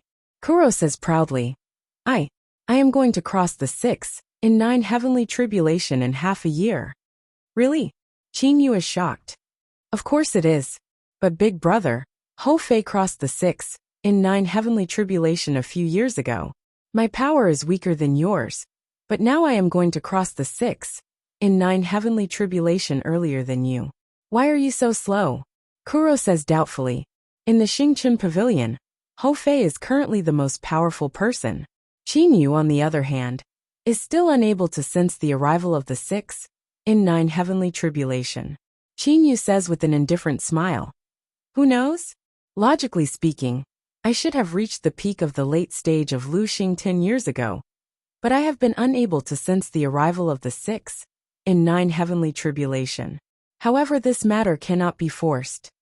In the past 10 years on the Qianlong continent, Uncle Lan once came here. Qin Yu once asked why he had not sensed the arrival of the 6 in 9 heavenly tribulation. After all, even Ho Fei has crossed the 6 in 9 heavenly tribulation. However, Uncle Lan only told Qin Yu not to worry and not to worry about it. Although he has not crossed the 6 in 9 heavenly tribulation, Qin Yu's soul cultivation has improved by leaps and bounds. In the past 10 years with Li'er, Qin Yu's soul cultivation is now close to the early stage of the Kongming realm.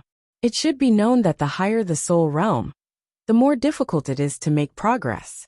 The reason why he has reached the present realm in 10 years is not only because of Lu Xing's tears, but also because of Li'er's zither music.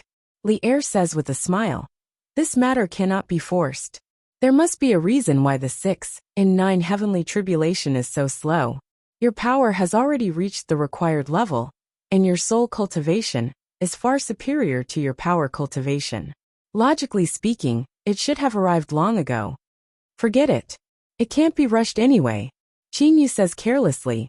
Suddenly, Qin Yu's heart jolts. He turns over his hand, and a transmitter appears. Qin Yu's expression changes greatly as soon as he uses his holy sense to scan it. "Big brother, what happened?" Xiaohei asks immediately. Qin Yu frowns deeply and says slowly, "Over 10,000 troops of the Azure Dragon were completely wiped out." Recalling the message sent by the Azure Dragon, Qin Yu has a premonition that his stable life will not be able to continue.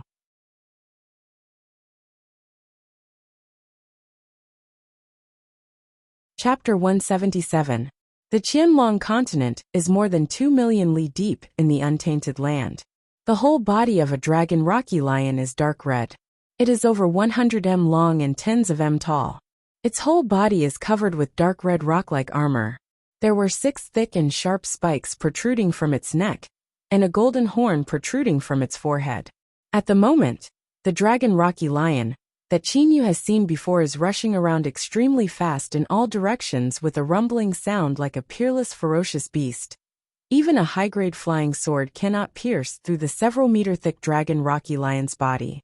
"Rumble," the dragon rocky lion roars. Its golden horn glitters with frightening light. Wherever that dark red blur passes, flying swords are shattered, miserable cries are heard continuously, heads are sent flying, limbs are broken, minced flesh is scattered all over the sky and blood sprays everywhere. Divine beast, it's a divine beast.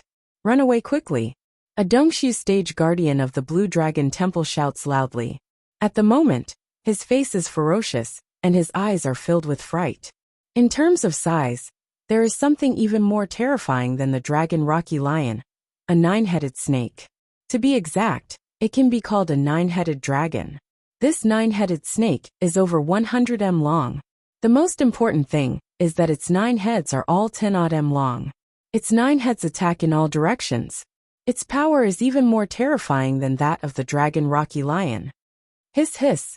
The 9-headed snake casts a cold glance at the leader of this 10,000-strong Azure Dragon troop, that guardian of the middle Dongshu stage, with its cold eyes. With a flash, one of its 10 odd m long necks directly coils around that guardian. Crack! The middle Dongshu stage guardian is unable to resist at all, and dies tragically on the spot. The 9-10 odd m long snakeheads attack in all directions. Its tail sweeps horizontally. Wherever it passes, bodies are shattered. Even a Dongshu stage expert's flying sword can only leave a white mark on this 9-headed snake's body at most. At the same time, there are also several 100,000 demonic beasts surrounding them in all directions. The 10,000 plus Zuyoists of the Blue Dragon Temple are completely surrounded. None of them can escape. There are divine beasts slaughtering them inside and countless demonic beasts outside. In less than an hour, the troop that Azure Dragon has summoned has been completely annihilated. The 9-headed snake's body moved and turned into a 3-meter-tall skinny man. However, this man had 9 snake heads, which looked very frightening. Divine beasts, after going through the 6 and 9 heavenly tribulation, would be able to take on the form of a human and the head of a beast. This was the so-called half-human transformation. Only by going through the 9 from 9th heaven tribulation would one be able to fully transform into a human. This 9-headed snake was an extremely powerful divine beast, and its cultivation base had surpassed the Dongshu stage. Lord Snow, the forces of the Blue Dragon Temple have been annihilated. Hydra said respectfully, and in front of the Hydra was a snow-white cat, a cute snow-white kitten. However, this snow-white kitten's eyes were golden. At this moment, the snow-white kitten nodded and said in a human voice, 9 heads, remember, if you dare to invade, kill without mercy. Yes, Lord Snow. The 9-headed snake respectfully replied, not daring to hesitate in the slightest. The snow-white kitten nodded. 9-headed, I will report this matter to the Lord. Arrange for someone to dispose of the body. After saying that, the snow-white kitten moved its body. Immediately, a white ice-cold aura drifted across the area of several tens of meters, and the snow-white kitten disappeared. Seeing the snow-white kitten disappear, the 9-headed snake let out a long sigh of relief.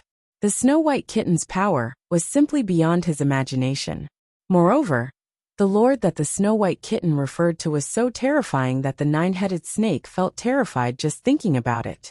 Several tens of thousands of li away from the place where the 10,000 subordinates of the Blue Dragon Temple were killed, there is a deep and serene cave, which faces downwards vertically. Nobody knows how deep this cave is. Ob! Blood-curdling screams reverberate unceasingly in that deep cave until they are transmitted out of the cave. The faces of the 2 groups of people outside the cave change color greatly.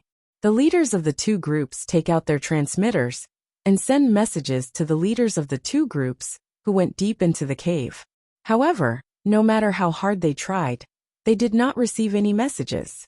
They tried to send messages one after another, but none of the people who went into the cave were able to send messages back. People of the Prunglai Immortal region, listen up. This time, it was our Purple Flame Devilish Dungeon who discovered this deep cave first. If you had not fought with us and sent several thousand people down, how could our Purple Flame Devilish Dungeon have suffered such a huge sacrifice? I'll definitely report this matter to the Jail King. The leader of the Purple Flame Devilish Dungeon, a black-robed old man, shouts at the leader of the Prunglai Immortal region, a young man in blue. The young man in blue says with a cold laugh. You discovered it first? It should have been my people who discovered this secret place first. However, your people killed him to silence him. Luckily, he sent us a message beforehand. Otherwise, we wouldn't have known. This time, the loss of several thousand people of the Penglai immortal region will also be on your heads. They have lost more than 1/3 of their power in just a short while. The black-robed old man and the young man in blue feel that they cannot give an explanation, so they can only shift the blame to each other. The black-robed old man says with a cold laugh. You people of the Penglai immortal region are really good at lying. Every one of you is very hypocritical. I don't feel like saying more. I'll report this matter to the jail king. The black-robed old man takes out his transmitters and starts to send orders directly. The young man in blue also takes out his transmitters. In a mansion in a small town of the Qin dynasty, near the wilderness, the leaders of the 6 forces of the overseas Xiozhen world have all gathered here. It is their subordinates' job to search for the Black Jade case in the wilderness. These leaders, however, have been on the Qianlong continent all along, either relaxing or quietly practicing. But now all of them have gathered here. In just several days, Azure Dragon's army of over 10,000 people has been completely wiped out. The forces of the Penglai immortal region and the Purple Flame Devilish Dungeon have even lost 1/3 of their forces. Such a huge loss is unprecedented in the past 10 years, so how can the 6 leaders not be shocked? The 6 great thrones, Qin Yu is sitting on one of the thrones. Ho Fei and Kuro are standing behind him. The other 5 thrones are occupied by Azure Dragon, Old Freak Three-Eyed, Dilong, Reverend Yin Su and Jail King Ida. At the moment, however, the atmosphere is somewhat oppressive. What happened, Azure Dragon? How did all of your men die? None of them managed to escape? Old Freak Three-Eyed still cannot believe it. Azure Dragon lets out a sigh. There is not much sadness in his eyes. After all, the forces he transferred to search this time are all forces close to the Qianlong continent. He did not even use the core forces of the Blue Dragon Temple, so he does not care too much about their deaths. However, from now on, nobody in the wilderness will be searching for the Black Jade case. Now that my men are all dead, I'll tell you this news. Over 2 million li deep into the wilderness, there's a huge black city. There are at least several 100,000 Zuyoists in that black city. Azure Dragon says affirmatively. Everybody's face changes color. Several 100,000 Zuyoists? Although each of the 6 powers had more men than this, the untainted land was not their base camp after all. They only had more than 10,000 men. The troops in the Black City are only a part of it. Outside the city, there's a domain that is several tens times larger than the city. This domain is full of Zuyoists, the weakest of whom are at the Jindan stage. There are over 1 million of them. Azure Dragon says to this point very solemnly. Qin Yu and the others all suck in a breath of cold air. Over 1 million? This is probably just an imaginary number. Everybody can see very clearly that the domain around that black city must belong to that black city. Such a power, estimated to have 2 to 3 million troops, is not the least bit weaker than the Blue Dragon Temple. Then how did your men die? Old Freak Three-Eyed asks closely. But everybody has more or less guessed in their hearts that they were probably killed by that huge power.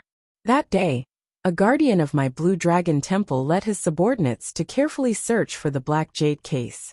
Just like that, we arrived at that domain. A small Jindan stage Zuyoist in that domain unexpectedly told my men to kill all who enter the domain without exception. A hint of anger appears on Azure Dragon's face. Who is Azure Dragon? When has he ever been treated like this by others? Moreover, he has the Dragon Palace behind him, so naturally he is not afraid. So I ordered my men to only search for the Black Jade case and not to hurt people for no reason. Azure Dragon suddenly says furiously. Who could have thought that right after we moved forward for a while, Zuyoists all over the sky and the earth surrounded us. At the same time, divine beasts appeared too. In just a while, my men were all gone. Everybody is silent for a long time. Everybody, do you still remember a strange thing about the wilderness? Qin Yu suddenly says. Reverend Yin Su and the others look at Qin Yu. Qin Yu says smilingly. In the wilderness, demonic beasts can be seen within 100 li of each other. However, when our men started to search, they only saw demonic beasts at the beginning and lost quite a few men. Later on, not even a single demonic beast could be seen. Everybody, do you still remember? Indeed, Di Long says solemnly with a nod. We went 2 million li deep into the wilderness, but did not see a single demonic beast. Now it seems that Black City is probably some power. Perhaps it directly ordered all demonic beasts to gather around the city, and not to fight us head-on. Humph. Reverend Huatian, who is standing behind Reverend Yin Su, gives a cold humph. That city is so powerful that its Zuyuists alone are already comparable to the Blue Dragon temples. We didn't dispatch many men here, so why did that city's power fear us? Why did it insist on having all the demonic beasts under its command gather around the city? Fear? Does not fight us head-on because they are definitely afraid? You Xiaxianists are always so stupid. Ida says with a cold smile. Ida, Reverend Huatian is furious. Don't go too far. This time that serene deep cave was discovered by my Penglai Immortal Region's men first. But your men killed them to silence them. They wanted to monopolize that serene deep cave. Humph, that's really too much. Ida says nothing. Jiao Jiao on one side, however, bursts out laughing. Huatian, you're still as bad-tempered as before. What about Miss Situ? Qin Yu suddenly asks smilingly. Qin Yu feels that this matter is funny. That Sun Feng from Suyan City unexpectedly really persevered in pursuing Situ Shui. Situ Shui was naturally very angry, but Qin Yu helped her, so she promised not to take his life. For Situ Shui, Sun Feng has been running all over the world for the past 10 years. However, the falling flowers are willing but the heartless flowing water is not. Situ Shui feels strange and uncomfortable because a man is pursuing her. But she is after all an early Kongming stage Zuyuist. So how can she possibly accept the pursuit of a mortal? Situ. She's in the wilderness. Ida suddenly bites his lip, causing beads of blood to ooze out. Azure Dragon frowns. Having been familiar with Ida for a long time, he generally knows that Ida bites his lip because he has made an important decision. Azure Dragon immediately says smilingly, Ida, Reverend Yin Su, that serene deep cave is only a dangerous place. Is it worth fighting over like this? Ida suddenly says, there's something I want to tell everybody. The 9th Jade Sword is most probably in that serene deep cave. But it's much more dangerous than the places where the other 8 Jade Swords are hidden. The 9 Jade Swords are all hidden in different places. Each place is more dangerous than the last, but the 9th place is the most dangerous. Are you so sure? Old Freak Three-Eyed says doubtfully. You can't be planning some scheme, can you? Ida says with a cold laugh. Three-Eyed, I'm giving you face by telling you this information, but you've even doubted me. You'll be wrong if you don't go. This information was sent back by Situ herself. She found that there was a familiar aura in that serene deep cave. A familiar aura? Everybody knows what a familiar aura is. Of course it is the aura of the immortal of the 9 Swords Immortal Mansion, who arranged the treasure storing place.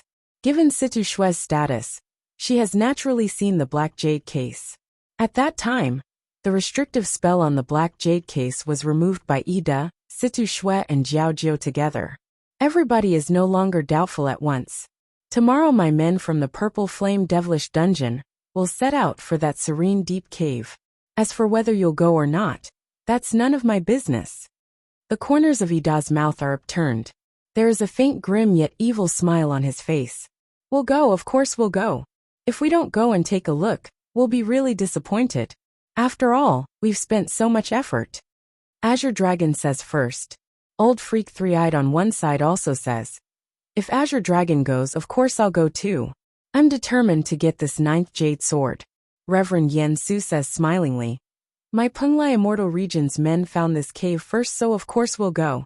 If you're all going, my 9 Spirits Hall will of course go too. But don't forget that this serene deep cave has already killed several thousand men from the Purple Flame Devilish Dungeon and the Penglai Immortal Region. This is definitely not a blessed land. Di Long folds his arms across his chest and says smilingly. Chinyu stands up and turns around to leave. Everybody, my stellar hall will go together with you tomorrow. But don't forget about that mysterious city. Why did they gather all the Zeoists around that city? Chinyu says, but he has already left. Hofei carries the black stick on his shoulder, and Kuro follows Chinyu to leave too. You're tuning in to the Earbook Haven YouTube channel. Don't forget to subscribe, and join us on this journey to catch the most captivating stories.